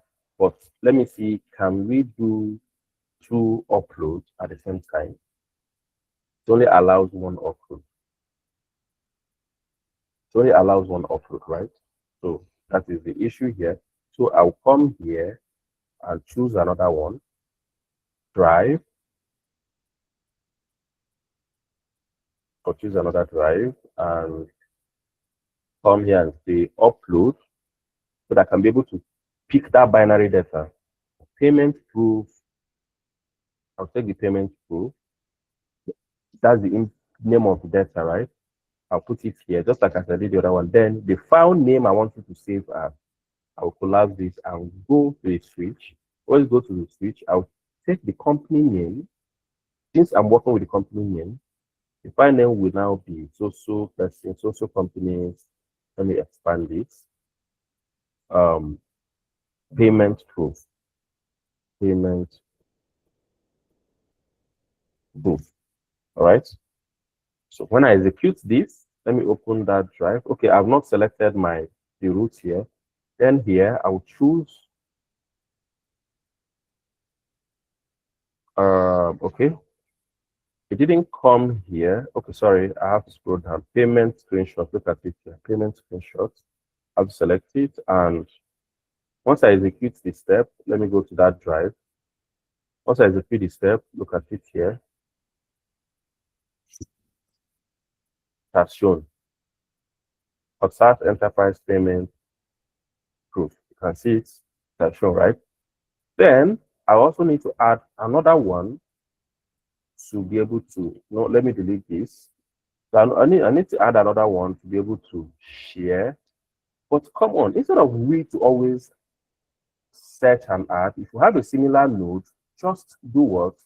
Duplicate it, Control D, duplicate it and add, then go inside of it and change it. All right. This file ID, I'm now going to use the file ID from here. Okay, the permission, you can consider every other thing is same, but in case of when you're duplicating any parameter you don't need, please change it. All right, so that you don't mistakenly use another parameter on another parameter. Okay, so this is this. So we have now, this is just the beginning part of this actually. We have just uploaded the file and shared the file for access, right? But then, what other things do we need here? What other things do we need here? Okay, we can now merge both of them. And why do we merge both of them? We merge both of them so that when this one finish coming, this one, like one will wait for one to finish, then the workflow will continue. Let me show you instance there. Look at an instance. Watch it as it's going to. This one is processing. This one's processing. It has waited. It's waiting. This one will process. This one will process. Then both of them will flow. You understand? Both of them will flow. Okay? To make sure our workflow continues. Let me go back and see if my people are still here. Hello, sir. Yes. That merge node that you bring, did you do anything inside of it? Did you change any parameter inside of it? No, I'm not really using the data, so I'm just using that merge. I'm using append data, but I can just use here to say combine. I can use combine and say match up, keep all possible, sorry, not here. Where is it? Okay, all possible combinations, everything, every pairing of, just cross join them, all possible combinations, so that they will always pass. Look at it, both of them. So that both of them see, as I'm doing this thing, is uploading a fresh one and passing and yeah. So look at it now. Instead of passing as two different items, they will now pass as one. You understand? They will now pass as one. Okay, and let me go back to see my people space. How are you people? Any confusion? Me, I've been lost too. Yes. I'm following. I'm following. Yeah, I'm lost. Yes. Okay, but the most important thing is that the video is here. While now it's going to be difficult, all right, practicing and what you practicing and me teaching, right? If you see that we tried it that first day we started the class, and it made the whole thing very one-time taking, and a lot of people grew out of patience because I will always go back to those that were not following. So, and everybody cannot be at the same speed, all right? But the most important thing is you've built your own to an extent, so you just use the remainder of the video, okay, to finish up. Understand? Use the remainder of the video to finish up. That is going to be very, very helpful. But please always repair to the video, please. But since you're lost, just listen to understand the explanations and how the workflow came in. You understand? That will help to. And this one, I'm just doing only one side. So you do another line of it and give me output as assignments. Right? So please listen, everybody. Right? Adobe Helper. I am fine, sir. That's not the answer I wanted. Are you fine or are you following or are you lost? I'm following. Okay. Your eye never blow, Abby. That's very simple. No. Never blow. Queen, how far? Your eye don't blow? I'm following, sir. Okay. And Thank you, sir. wheels.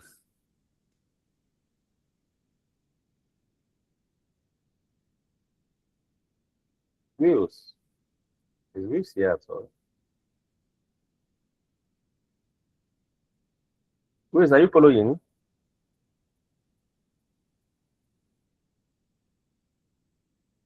Wheels is not responding. But every other person you guys are following, right? Okay, good. So why did we merge? Question will be, why did we merge? We might not merge. We may choose not to merge and allow these ones to flow on top. Which means if we allow them to flow on top, look at what is going to happen. I will now come here and add another node, continuing the workflow to what the next things I want to do, right? But instead of doing that, now if I allow these ones to flow on top, you understand? What it will do is this one will finish working, this one will finish working, then it will now come to the lower node to process, to execute as well, which means 1, 2, 3. All right, so which means that it means that only this single output will now have one line, second line, and another line. So I want them to flow differently. Okay? First line will finish processing, second line will finish processing, then the third line will now. But then I don't want it like that. What I actually want is that let them flow and continue. Both of them will now continue as complete execution. All right. Now, what have I done here? I have filed the document. Okay, I've filed the document. I have I filed the document, and I filed the document, most importantly. Okay. Then I want to now also file it with their name in a spreadsheet. I filed it in Drive, but I now want to save them on spreadsheet before going to AI agent to now write response. Okay. So I will now use Sheets as our CRM. Normal thing we always do every day. Sheets as our CRM. Okay. Here, if I want to use it to create spreadsheet, I will use it to create spreadsheet. But now I want to create my spreadsheets on my own and append the rows. Okay. So I will go back to that place. I will go back to my spreadsheet and create a spreadsheet. Okay. I'll create a spreadsheet here. So what am I doing exactly? What am I doing exactly? I'm going to put timestamp.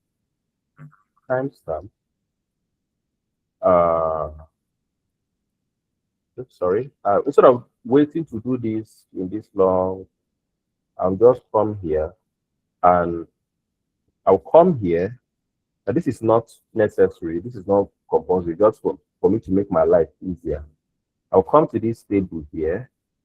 All right. Come to this table. No, let me put it as in this output. Yeah, this output here. I'll come to table and copy this data. Then I'll go to my spreadsheet and paste it. All right. I'll go to my spreadsheet. Now it has made life easier for me. But one more thing I need to add. Is,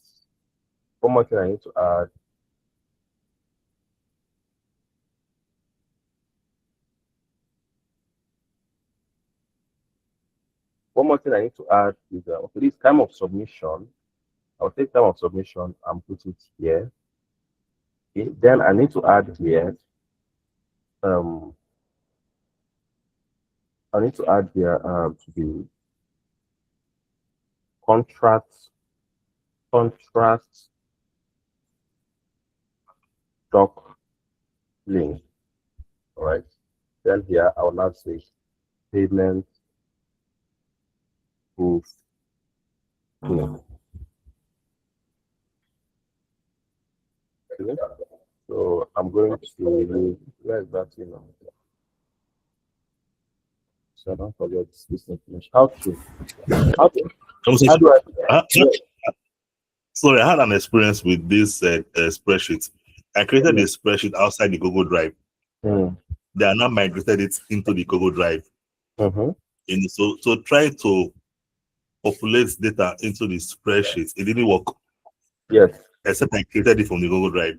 Yes, you have to create another one and convert it. Now, the one you created outside Google Drive is Microsoft Word document. Microsoft Excel. Yes, that's what I'm saying. It is Microsoft document. Sorry. Okay, Microsoft. Okay, Microsoft. No, yes. Not Google. Yes, okay. That is Microsoft document. So you will just be able to see it on Google Drive, but you may not. It is not yet be able to use it. Document. Okay. Okay. Yes. Okay. That's it. Thanks.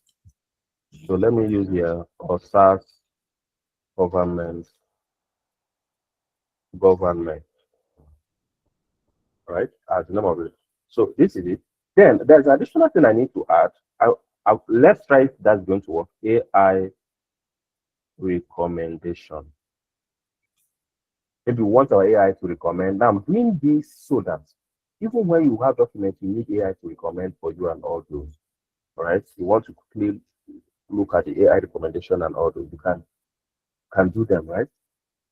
Okay. So here, document type, and here I'm going to do contributors. All of them are bold. I'm going to bold in all of them. And here I'm going to, good. So here, I'm going to now come back here and add this spreadsheet. I'll add the spreadsheet. Okay. I'll choose the document from list or SaaS government. Then, now mind you, something very important here, something very important which I didn't do. I need to do sheet 1 to be heavy duty. You understand? Another sheet should be what? Interior. Okay, so you go and do this by yourself, add all of them and complete it. Okay. Now the heavy duty, I'll see copy this and paste here. All right. That's what you guys are going to do something more elaborate and that can be cascaded into any other thing, or populated or customized into any other thing. So I'll choose my heavy duty here. Okay. Since I'm choosing heavy duty, now where am I going to map? I'm not mapping from the merge. I'm not mapping from the merge. But to make life easier for me, what I can do is I add another edit field here. Add another edit field. Okay. Or I'll add another edit field here, right? I'll add another edit field and be able to set those variables. To set my variables, right? The things I want to pass. Now the things I want to pass here now are number 1. Hello, sir. Yes. Can't you map from the other edit field? Must you add another edit field? Sometimes it is very far. Look at it, it's far. Okay, so sometimes by the time you want to map it, it will be telling you there is no data there. That means because it's far. But when you execute, to go. And again, because you're going to map it from far, if there is any slight change, okay, when you submit that workload to somebody to manage, the person might have hard time figuring that out. So it is to make life easier both for you and for the next person. You understand? So, but everything I'm going to map it from the switch, not the edit that or that edit field. If you map from this edit field directly, you have bypassed the routing. Always choose from your switch, not edit to, so you will not bypass that matter. Okay. So the first thing I'm going to take here, I'm going to take the text number 1, which is the contract text. All right. Then I'll come to the switch node. Come to the switch node to take contact person, contact phone, contact email, contact email, okay, contact email, company address, contract type, application fee paid, and time of submission. And I will execute. Mind you, I'm not using the text document in the spreadsheet. I'm not using it in the spreadsheet. I'm going to use it in the AI, not spreadsheet. Okay. So here, I will now come here and map. In spreadsheet, I'm not going to map. Time of submission, I will map it. Contact person, I will map it. Contact phone, I will map. Contact email, I will map. Contact company email address, I will map. Company name, I didn't put company name on. Let's see what happens. Company name, yeah. Things like this happen. So please, very careful. Company name, I'll execute again so that it will flow. Right?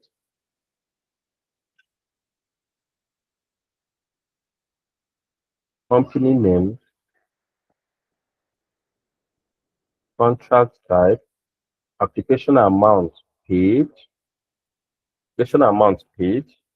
Then 2 things here remaining: contract document link, payment proof link. I will collapse this, right? And here that is the file was shared. Sorry, I will not take from this share file. I would rather take from the upload. All right. Then I will take document ID. Right. Which one was the okay, now you see why it is very important for you to rename. So this is upload file, upload file, upload file 1. Sorry, upload file 2. Upload file 1. Sorry, upload file 2. This is where it is important to rename while building. Understand? Upload file 2. So upload file is for the upload file is for the PDF. For the PDF, yes. Okay. And upload file 2 is for the payment proof. Now the AI recommendation, I'm not going to use it. Okay. Then I execute. When I execute, let's go to the spreadsheet and see. Look at it. You can see here.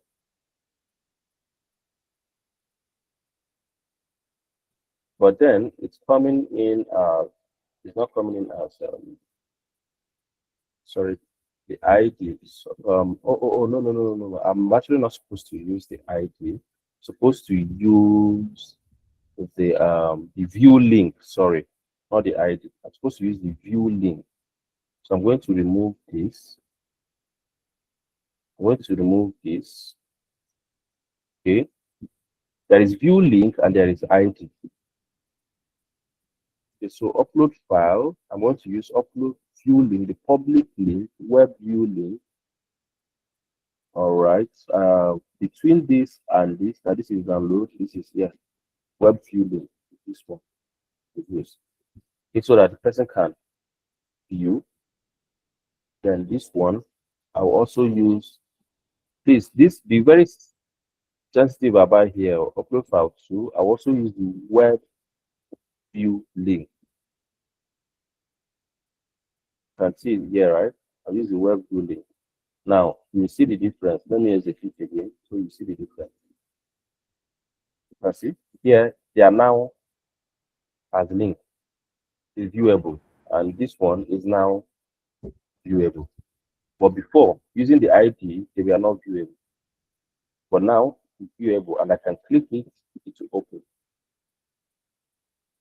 See the documents, right? You've seen the difference, right? Have you seen the difference?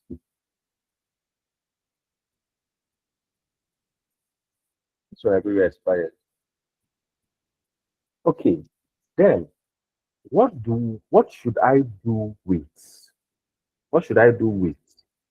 the AI? Should I extract the information? Do I need the AI to write email for me? Do I also need the AI to write maybe write email to respond to them, or do I need AI to summarize the document for me or do me recommendation? Do you understand? What do I need AI to do? Right? So that is now where. Now let's say I want AI. Let me give AI two tasks to do. One, I'll add AI agent. Okay, let me add AI agent. Okay. And say, okay, AI agent, I want to normal thing. Now, this is why, see this AI agent that you'll be using as your chatbot. Now you cannot use it now for your email, for your other things. Do you understand? Then is there a node for summarization?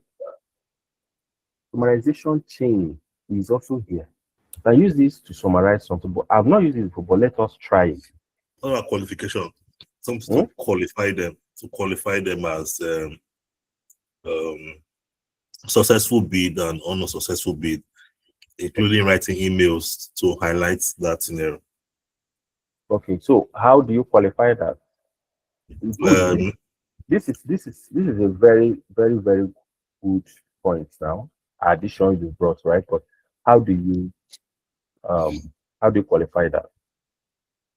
You can qualify them based on experience, based on the amount bidded, and based on their scope of work that they are going to do.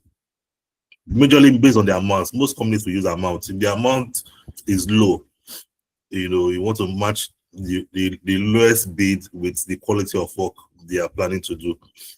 The same thing with technology projects as well. The amount is high. You want to also be able to weigh with the quality of work they are planning to do. So those are contained in the bid documents that specifies or shows exactly how they plan to implement the project. What are the things they are likely going to be doing, in addition to the cost that they are proposing. Superb. So I'll remove this summarization chain. Okay, I'll remove the summarization chain. Then here, but now, mind you, if you use AI to do this and revert back to the person that the person is qualified or not qualified, it's risky. All right. Then there should be human review. But let's just do this. Okay. Why I say there should be human review is that email, you should write email as a draft and keep for a human to come and look at it, then go and check the document, review the document and send, right? But then let's do this like this to be automated, right? So here, from what you're saying, you're going to task this AI with two things. Number one, so I'm going to select define below, all right? So number one is that I will tell it first, use these details for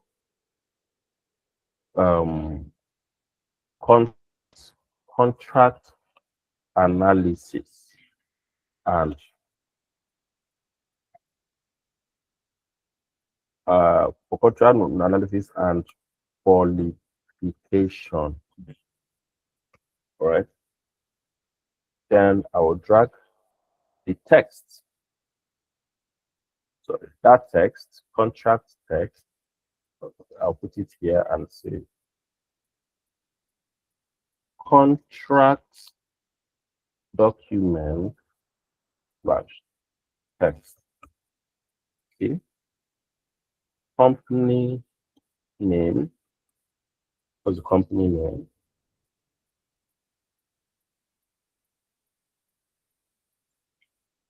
And I'll say contact person. Now this is where your AI, this is where you spend time on your AI agent, right? Contact person. Contact person. That is contact person. Now remember, I'm pulling this from the spreadsheet. Sorry. I'm not supposed to put it. I'm supposed to pull this from the spreadsheet. Sorry, this is wrong. How did I know it is wrong? By looking at here, look at here, you see edit field. Right, that represents where your data is coming from. All right. So look at. And this is a very good part. This situation now, the data, they look the same. You are saying contact person in the edit field is the same thing as the contact person from the form. So, but why are we choosing directly from the form? No, why am I choosing directly from the sheets? Okay, from the sheet. Okay. Yes. I'm choosing from the sheet because I want it to only use data that has been stored. So if data fails to store, then it shouldn't proceed. That means I don't have that data. Awesome. Okay. So it might okay, now contract person here. This one is from edit field, right? This is good from edit field. Now it might go to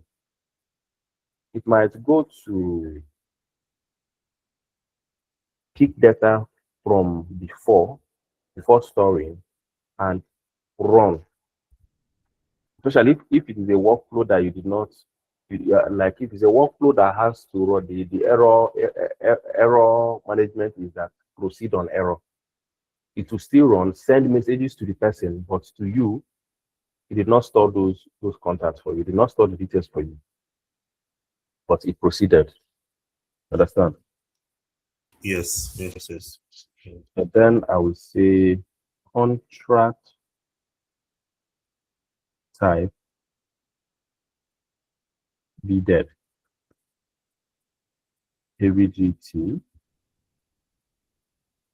And I'll say company address. Right? Then I will now come here. I will always turn on my require specific output format, but I will turn it when I need it, right? I will now come here and say in expression, I will now say you are a professional contract analyst, right? Analyst, is it project analyst or contract? Which one? Contract analyst. Contract analyst. Okay. You are to a contract document. I'll put that contract document. Where is it? I'll put it again.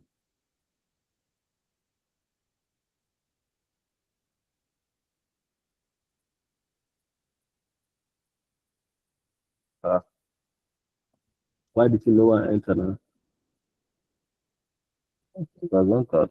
So to read the contract text, digest and recommend further steps based on the requirements below. Okay. you are now I'm going to give it 2 tasks, and let's see how it's going to produce these 2 tasks. Okay, based on the requirements below. Then I'll give it tasks.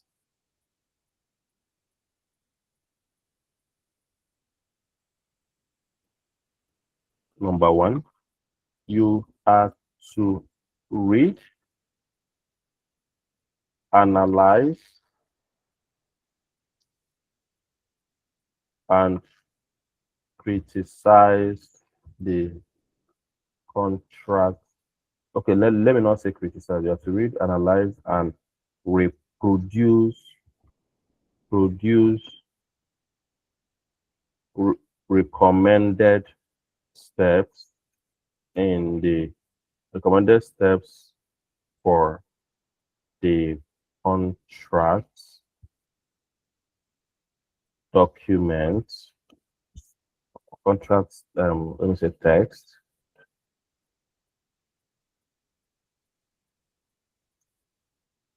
submitted.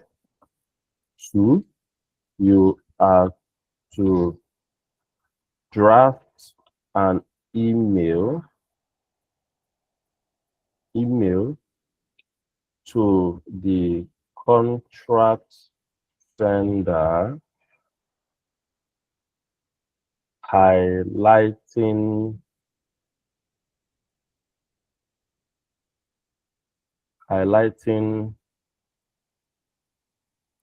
the gap in the contract, highlighting the gaps and shortcomings of the contract. Now, this email can be in 2 forms, right? It can just be a system that sends email to the person that, okay, we have received your contract based on, you understand. So it can also be a system that will highlight those gaps and send to the contractor, right? Now, to draft an email, okay. Then instructions.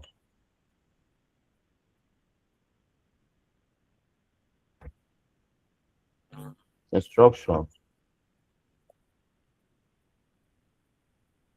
1. Instructions number 1.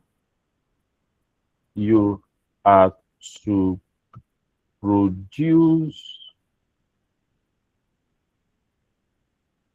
You are to strictly. Let me use strictly.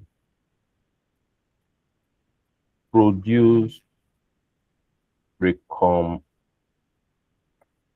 recommendation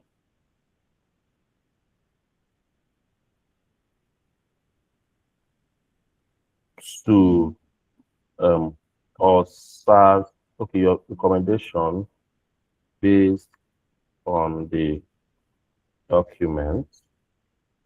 Based on the document. Based on the document. 2, you are to strictly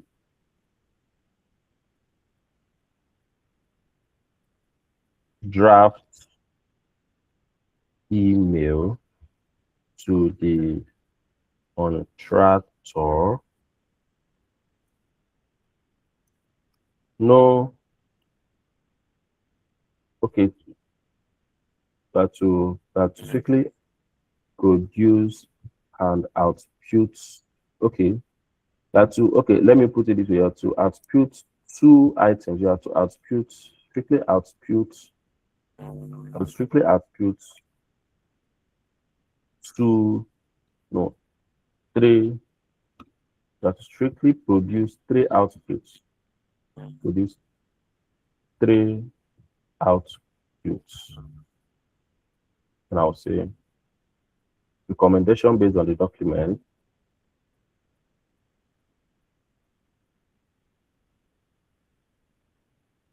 Draft email to the contractor. Draft email body. Let me say email body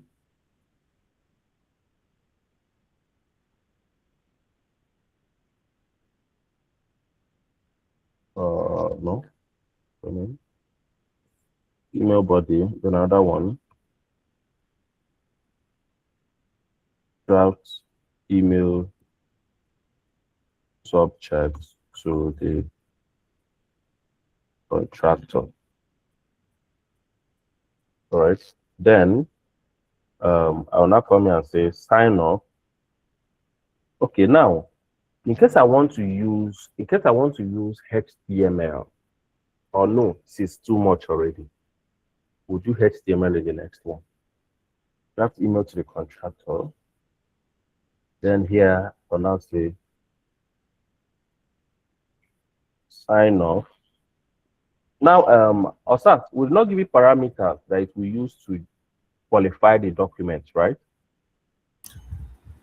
Yes, no, we are not giving parameters, but I was thinking of the parameters will be cost. I mean, the cost from the bid documents, the amount bidded. Okay. Okay. Requirement. Require. Then I'll say requirements. So cost in what form? How much are we looking at? Because you have to tell it how much. How much the contract sum.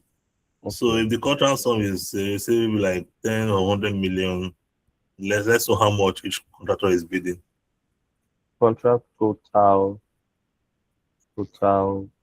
sum must not be more than let's see, that means 1 billion. 1 million. Okay. Contract sum must not be more than 1 billion naira. Naira. Okay. So 1 billion naira. There's no naira sign here. Okay, 1 billion naira. Thank you. Two, the contract duration must be clearly spelled out. Number 3, the contract equipment must be clearly stated. Number 4, the payment model and engagement must be clearly stated. Right? So let's execute this. But now I needed to use what? I actually needed to use 2 things because we told it is going to use this is a complex thing, right? So I'll use my open router. I don't need to show you again how to use this one, right? Open router account. I'll choose it. I don't have to use memory, but I will choose Think Tool. I'll choose Think Tool and add it as a tool there. Just like I normally say, to think before executing any task, especially complex task. I'll copy it and okay, then I'll go here and add the tool. I'll just add it in instruction. Just add it in instruction. Okay, I'll just add it in instruction and say tool. Use the think tool to think before executing any task, especially complex. Right, good. Then I'll now now I've told it to now if I execute, you see what is going to happen. Let me execute. And let's see what is going to be executed. That's use think tool first. Executing again. It's used think tool twice, right? Now see. Recommendation based on contract. One contract total sum is then another email. Yeah, Mr. Osas, we are not knowledge. You understand? but it did not separate them. So the recommendation is confirm acceptance of total contract sum, confirm terms and regulations, seek clarification, draft email subject, and this is that. So now I need, you see that it just produced it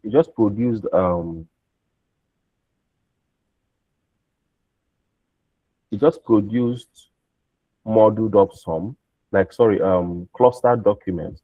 Then I now need it to produce something very like separated, right? So I'll now use require a specific output format. Okay, and that requires specific output format. I'll come here, look at it here, output parser. I will now use structured output parser. Okay, now this structured output parser, there's something I'm going to do. I'm just going to make it very, very simple. I'm going to make it very, very simple. Then I'll copy this, duplicate this. Sorry, I'm going to take this to the end. Instead of going to, then I will duplicate this. Okay, but then something is wrong with it. And what is that? I mean, when you want to make this very simple, okay, now this is what I'm going to do. This is what I'm going to do. Someone wanted to say something. Go ahead. I thought we were asking the question about not to come at the last person. I didn't hear you. I thought you were asking about not putting command at the end of this last code. You mean here? No, the one at the bottom, the last one. This one? If the output parser were to be like this, I think we have to remove this last comma here now after the Los Angeles. Okay, this one, yes. If it was to be like this, we'll remove it. Yes. But then we are not removing it. Let me undo everything. So this is how it is. Okay. Now, instead of going to generate a code, we'll just remove this. So why is this coming on red here or after array? All right. So okay, this is going off actually. I don't need it to be in an array. So what I'll just do simply is copy this to paste here. All right, and then there'll be a comma here, and this one will go up. Right. So here I'll output recommendation,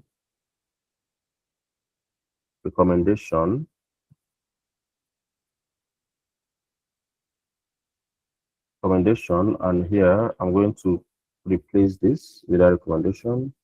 Then I'll put email subject, and I'll take it to and I'll take it and replace here, and here I'm going to also output email body. Now, it's very important that whatever you tell your AI to output, whatever you tell it to output will be contained in the output parser the way you want it. Now, I told it to output recommendation, output email subject, and output email body, right? Now, if I come and put another thing in the output parser, it's going to break. It's going to error out. You understand? It's going to error out if I put another thing that is not exactly. Now, look at it here. It has outputted recommendation, email subject, and email body, right? Good. Now, what made me to tell it to output these three things? Why? Because here I told it recommendation output three outputs to produce. You are to strictly produce three outputs: recommendation, draft email subject, email body. You understand? So The output parser will now tell it how it should produce them. So look at them here. This is the email body, right? Good. So yeah, what am I going to do now? I would come here and add sheet. Now this is one of the tricky parts of it. Now I'll come here and update row in sheets. I'll update row in sheets. Okay, so which sheet am I updating? Which sheet am I updating now? You use this for every other thing, right? I am no longer appending. I want to update. Okay. You understand? Recommendation. You see? You want to update the recommendation to the sheet? Yes, I'm going to update the recommendation to the sheet. So I'm sorry, here I'm going to do this. I will remove this first row and let it have only one row. Right? That's so here. I'm going to now pick your SaaS government and pick the heavy duty. Okay. Now it's going to ask me which sheet which column am I going to match on? I will now check which column is that. Recommendation. AI recommendation. AI recommendation. AI recommendation. Let's check. Okay. Using to match AI recommendation, right? Yes. Values to update AI recommendation. That's Then the I will delete all these other ones. I'll delete all these other ones. Then I execute. Right? Did not output anything. Did not output. When we go there, when I go there now, did not output. Like I said, this is a tricky part of it, because sometimes even when you're using, even when you use a right field, but you don't use AI recommendation. Now this is column to update, right? Let's read. This is sorry, this is the column won't be updated and can be. This column won't be updated and can be as it is used for matching, right? Now, I'm going to add column to send, which is the AI recommendation. Where is that AI? Okay, no. I'm going to change the column to match on. Now, the column to match on, I will use contact person. You understand? I'll use contact person. Then here, look at here. Here will be where what it will now map on. Now the contact person, I will go and look for the contact person here. Where is the contact person? OSAS. I'll put OSAS here. Then the AI recommendation. Let's see if this is going to flow now. Yeah, it went through. So look at it. It has gone through. Do you understand what happened?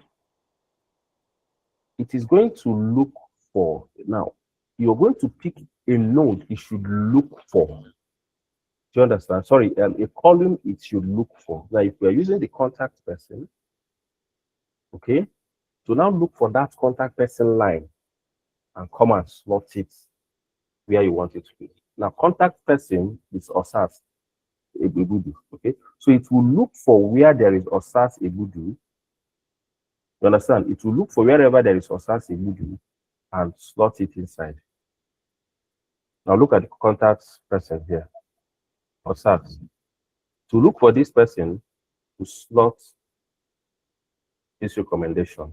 Now let us look at what the AI recommended. They say the total value of contract is 2.5 million. It is well within the minimum sum of 1 billion USD and thus meets the financial limits requirement. The contract equipment is clearly specified with detailed list and quantities of heavy duty equipment. The payment model is comprehensively and clearly described with advance payments, payments upon delivery, and payments after commissioning days. However, the contract duration is not explicitly stated as a contractual clause. The delivery and commissioning timeline, 45 days to then lead to completion. Recommended further steps. Request from OSAT Enterprise and request from OSAT Enterprise and explicitly clause stating the total contract duration or term of service and supply agreement. Verify and ensure that all compliance and procurement regulation mentioned are documented in final contract. Confirm any additional terms regarding penalties, force majeure, and dispute resolution are properly detailed.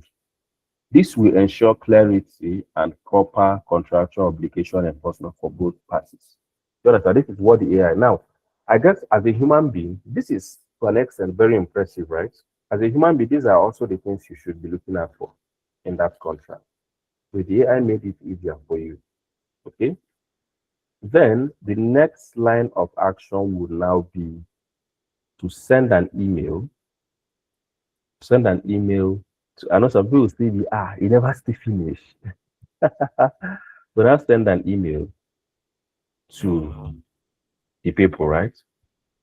And so here, I will put from the AI agent the email subject.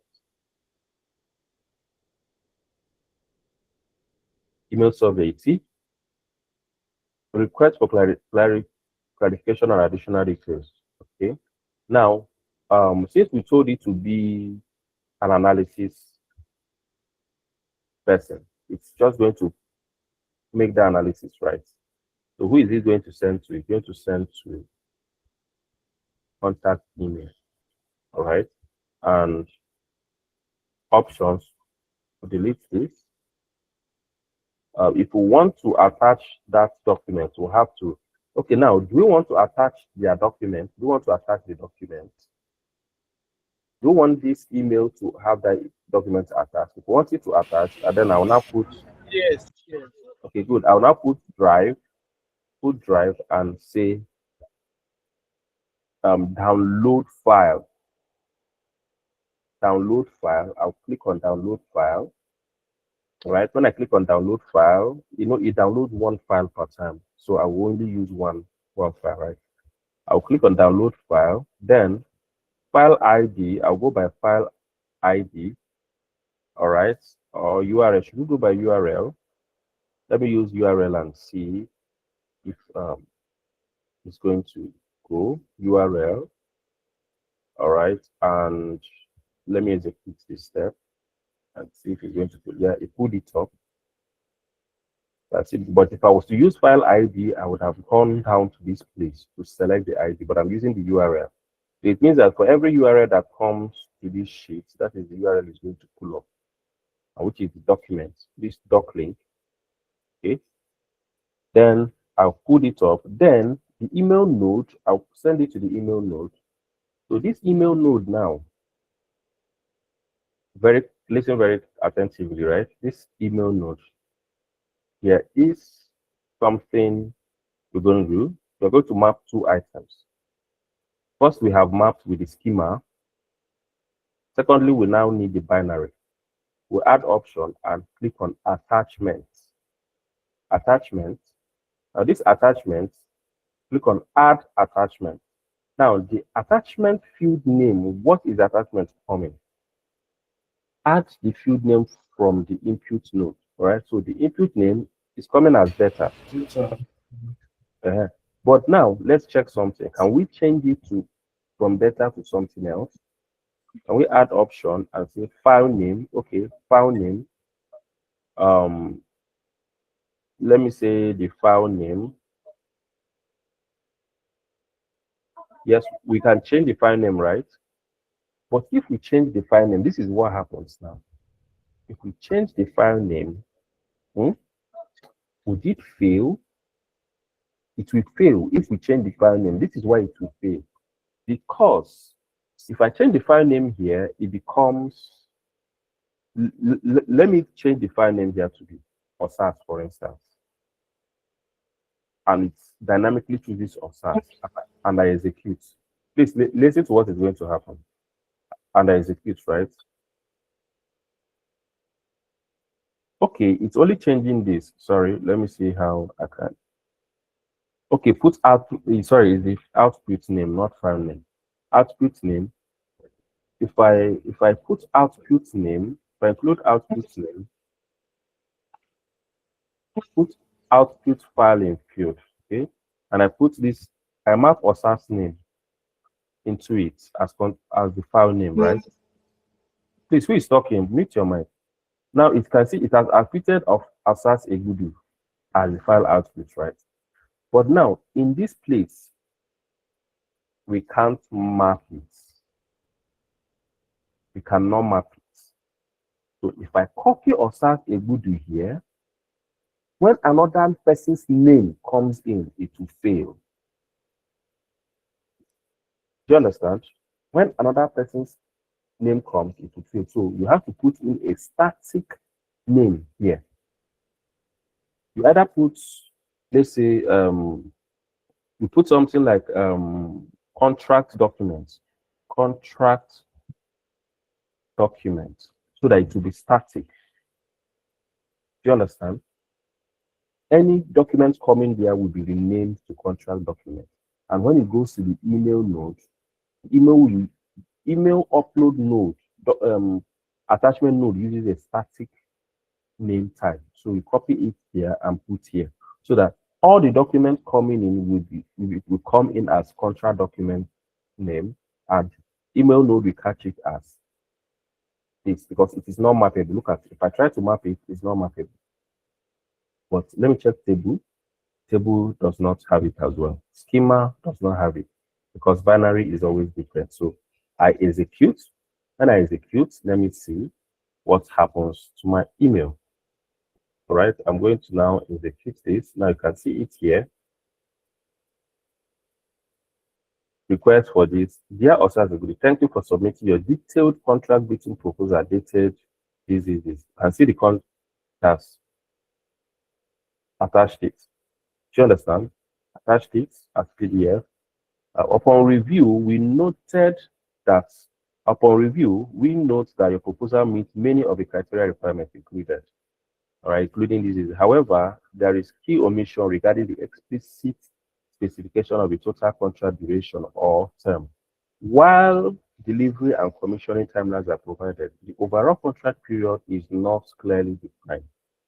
For us to proceed further, kindly provide an explicit contract clause detailing the total contract duration of time, including service support obligation. Additionally, we confirm that all compliance, legal, such as penalties, will be formally incorporated into final contract. We look forward to your prompt response, right? And see. So tell me, what is your judgment? Is this a good system? Now, this is just one line that we have built. You're going to replicate all this. You're going to replicate this. Okay? We replicate this for this line, and this line. But instead of replicating that, you can do it in a way that you will merge all these together and let them enter into AI agents. You cannot merge it before the sheet, but you can merge it after the sheet, so that all of them will enter into AI agents. AI agents will just read it, right? So that's what you can do. Don't merge it before. You can push all of them into AI agents instead of having different things here. Okay, but also you have to produce a different line, because here it will upload the wrong documents here. You have to make them, this line we have its own, this line we have its own, this line we have its own. So tell me, is this not a document you can use for a company? And I'll answer questions. Yes, Adobe, go ahead. Okay, let's assume that we are actually doing this for a company. Like we are building this for a company. Now we have to like like you just said now, we are going to do this whole thing for those 4 what am I going to call it, that we filled on the form? Yes. You're going to do it for the 4 lines or the 5 lines. And then how do we test run? You have to send in data to them one by one manually. Are you serious? Okay. If you want to simply test run so that you don't have to go and start filling form, I've shown you guys how to edit. You can come here, can unpin this, right? Can unpin it, or even if it is pinned, you can open it, even if you don't go to the form, all right? Open this edit field. Does it have pen? Okay, you cannot edit it, right? So I will unpin the edit field. You unpin this edit field, then go to form, unpin the edit field must. Go to form. Now, the schema doesn't have editing as well because there is binary. Okay? Because there is binary, you cannot edit. So you have to actually go and fill manually. Okay? If there was no binary data, you would have been able to edit. But now you cannot edit. Now I'm thinking of another thing again. Instead of having this form to fill, can we have a voice input where you can speak to the system your requirements? It converts it to text. It filters your requirements from text. Yes. And you now send it through. That would be you're building a voice or something, but voice things are mostly personal things. They're not really like okay, this one. Yeah, for this one, let's say you want to build this for somebody or a company. Come on, what the company needs is document and your signature. The company must require documents. They don't need you to send a voice. That's true. That's true. So it's when you're doing maybe an internal something, or you're building something, maybe a SaaS product, a product you want to host online that you need people to use voice and instead of typing, they can just use voice too. Then you put a transcriber. There's what is here. It's called transcriber. Transcribe. But then there is no just node that is transcriber. You have to use the AI transcriber. Okay. You either use Google, so you transcribe a recording. You understand? You transcribe, and that means it will pick that file from a voice file, transcribe it, and bring it out as text. I'm just thinking innovation because there are some situations where when they are doing their bid submission, they all converge in the hall and they are all expected to defend their different bid submissions before they go in and fill online and they submit their proposals. So at that instance, a typical innovation may be them actually speaking to a microphone and extracting those data as they talk, Yes. That is now that one you're talking about is now your that you're talking about is now in a meeting point. So you're now doing a meeting, right? So you now use your meeting app and collect it. Mama, did you fall? Sorry, I'm coming. See, my madam say I'm late. So she said yes, I'm late. You have spent much time. Look at that. She's getting angry. She's getting angry. That's so nice. You can hear? All right. So she's very angry. She's crying. Okay, so do you have like what I'm saying, right? You can actually have that system. Now that would be another system entirely, not within this workflow. Now don't make that mistake of putting together. Don't make that mistake of putting together everything into a single workflow. It's going to break. Okay. So rather do them section by section. Okay. Sounds good. Thank you so much. This workflow was just expanding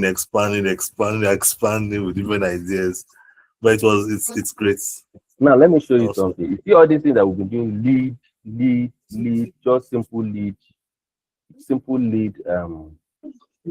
qualification, right? Now let me show you. I'm even going to tell you that this one here is not even complete yet. Look at it, it's not complete. I've only done 3 lines, the remaining additional 3 lines. Look at it. All right. so this is a lead qualification system also.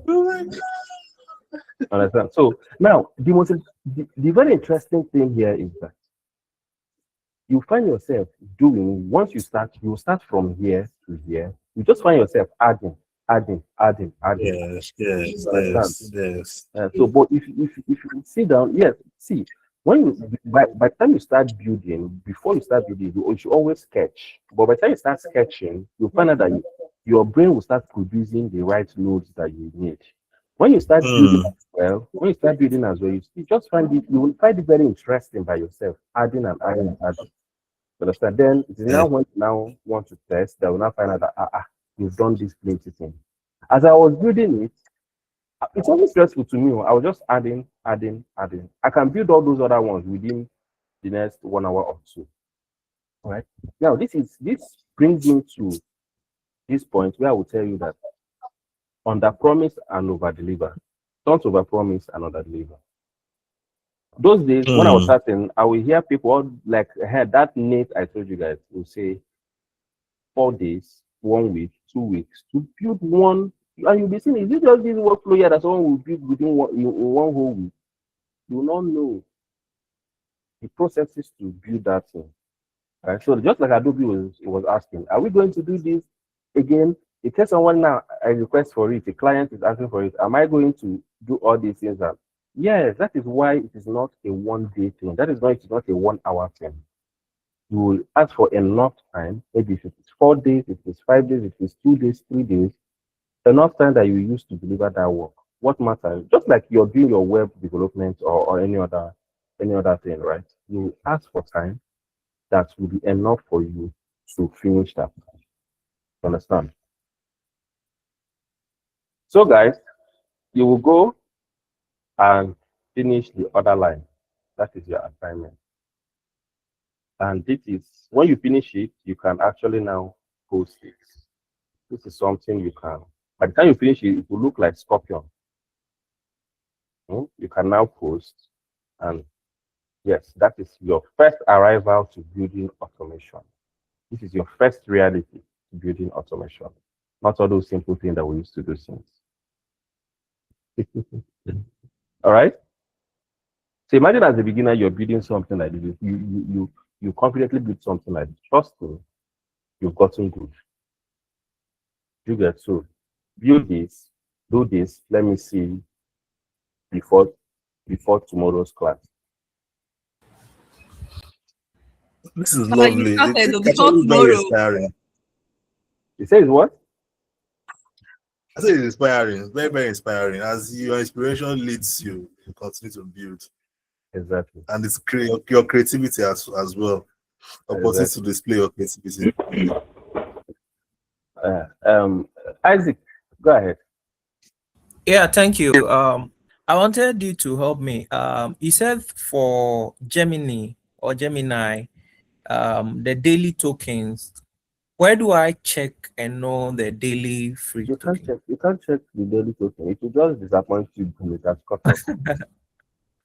Okay. And the open router are you able to check? Yeah, open router. No, you can't check the free token, but you can buy token. $5, $10, you can buy token. Okay. That will serve you for a long while actually. Okay. Joseph, go ahead. Class has ended though. I'm just I have a question. So go ahead. My question is a little bit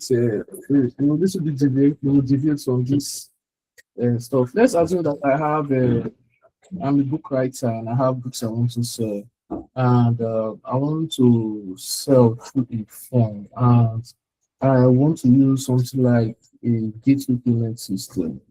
Is that possible for me to use like a gateway payment system? to generate account number for a user who fills a form. After filling the form, the account numbers, the future account number where to make payment pops up to. After making the payments, it verifies, then takes the person to the link to get the book. I know what you're talking about. You after maybe a book writer automation that will write book and people will pay to attribute it for them, right? Yes, the mode of payments to be automated, not manual. Well, yes, it's based on your platform now. You know how to design your website, your front end, then integrate this, right? So it's not as integration based, right? Something you have to integrate into, right? So which means it will handle, maybe you do it by token to say, okay, you're the one that knows how you're counting your token, but you build your website to say, okay, for how many word counts, just like Nick Seref does his own, for how many word counts, $0.002 per word. So if somebody is doing 5,000 words, 2,000 words, the person's token is running. All right.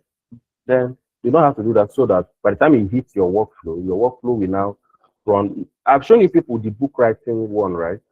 So if I want to host that now, I'll now make the front end to be able to the website itself to now be able to count that. Then the workflow to be now cut through a web and output. Understand? Okay, So that is not, I understand now. Yeah, that is not your web. That is not your workflow to decide. However, you can do your workflow and integrate it into your payment portal, so that once payment hits you, your workflow that will now be another workflow that will carry up another workflow. That will even be longer, right? Okay. So, Adobe, you had a question. Really a question, actually. I think you say that if we are building something like this, that's why you have to tell our client to give us time. Now you're telling us to submit the assignment tomorrow. Because you are learning. I'm not your client. I know. How do I put that? I'm your oppressor. Can you allow You're us the one that, please give us a little time. One day is okay, but tomorrow. So don't you have things to do? I don't have things to do. Hey, God. So please, even if it's not, one day is okay to be something like, but tomorrow, from now to tomorrow, you now put us under pressure again. Okay, Monday. The other time you said I was after your life, so I will not be after your life again. Monday is fine.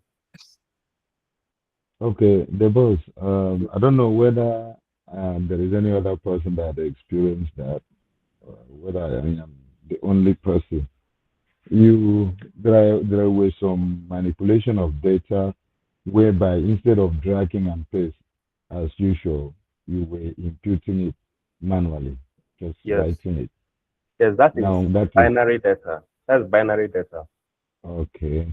You don't drag binary data. And another thing I want to find out, is there no other way? Because of course I know there are always two ways of doing things, except maybe it is otherwise stated. Looking at this very particular workflow, that is only one line, and we still have about 3 others remaining. There may not even be any space. The way I look at it, the whole place will be so jam-packed. Is there no other way that could be done? But still give the same output.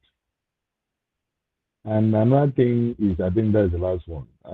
Before the inception, before we even started the class today, you talked about building up to about 3 different, that we should prepare our minds, that you are going to build different workflows. This is only one, though. I don't know.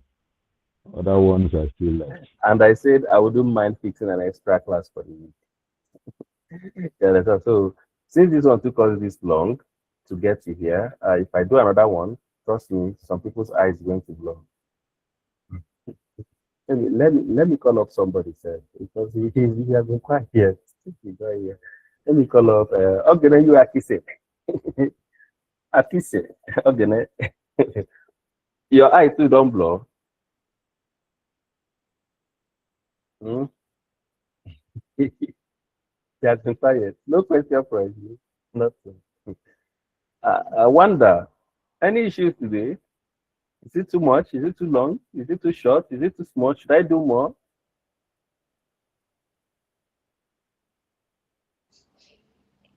Sorry, sir. Sorry, sir.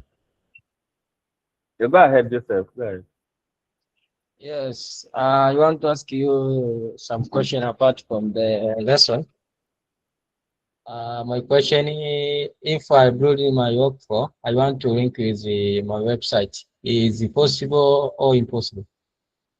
You want to put your workflow into your website? Yes, yes. Very possible now. That's why you have production link. That's why you have webhooks. Okay? Yes. Absolutely possible. You can use your production link to host it on your website. You can use webhook to host it on your distance. So this time around, from now up front, is now we are no longer playing with how to do this, how to do that. No, we are now playing with. In fact, we are now doing the real deal. Okay, so this is where we now enter things like webhooks, rack systems. Okay, this is now yes. So don't worry, we are going to play with webhook as well and do a lead qualification system. Probably I'm going to repeat one of the qualification systems that I was asked to one time. So All right, all right. Thank you, sir. you're welcome. Any other question? Wanda, you here?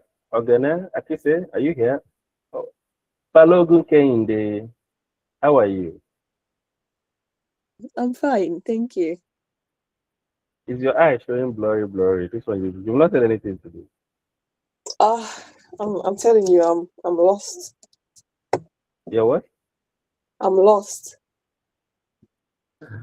Okay, so you go and you go and practice, right? Yeah, well. Yeah, you try and practice. So, and you're submitting my assignment on Monday. All right. Okay. Yeah. Monday. If you don't submit, how much are you giving me? £1.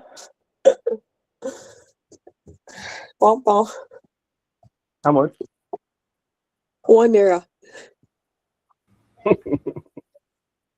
Okay. I'm going to do it. But I didn't actually get the assignment though. It's going to be posted on the group though.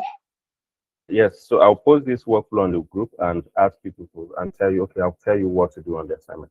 All right? Okay. Yeah, all right. Thank you. Okay. So that'll be all. And have a nice day. Have a nice weekend, everyone. See you tomorrow evening where we'll do probably something even bigger or maybe smaller than this. Cheers.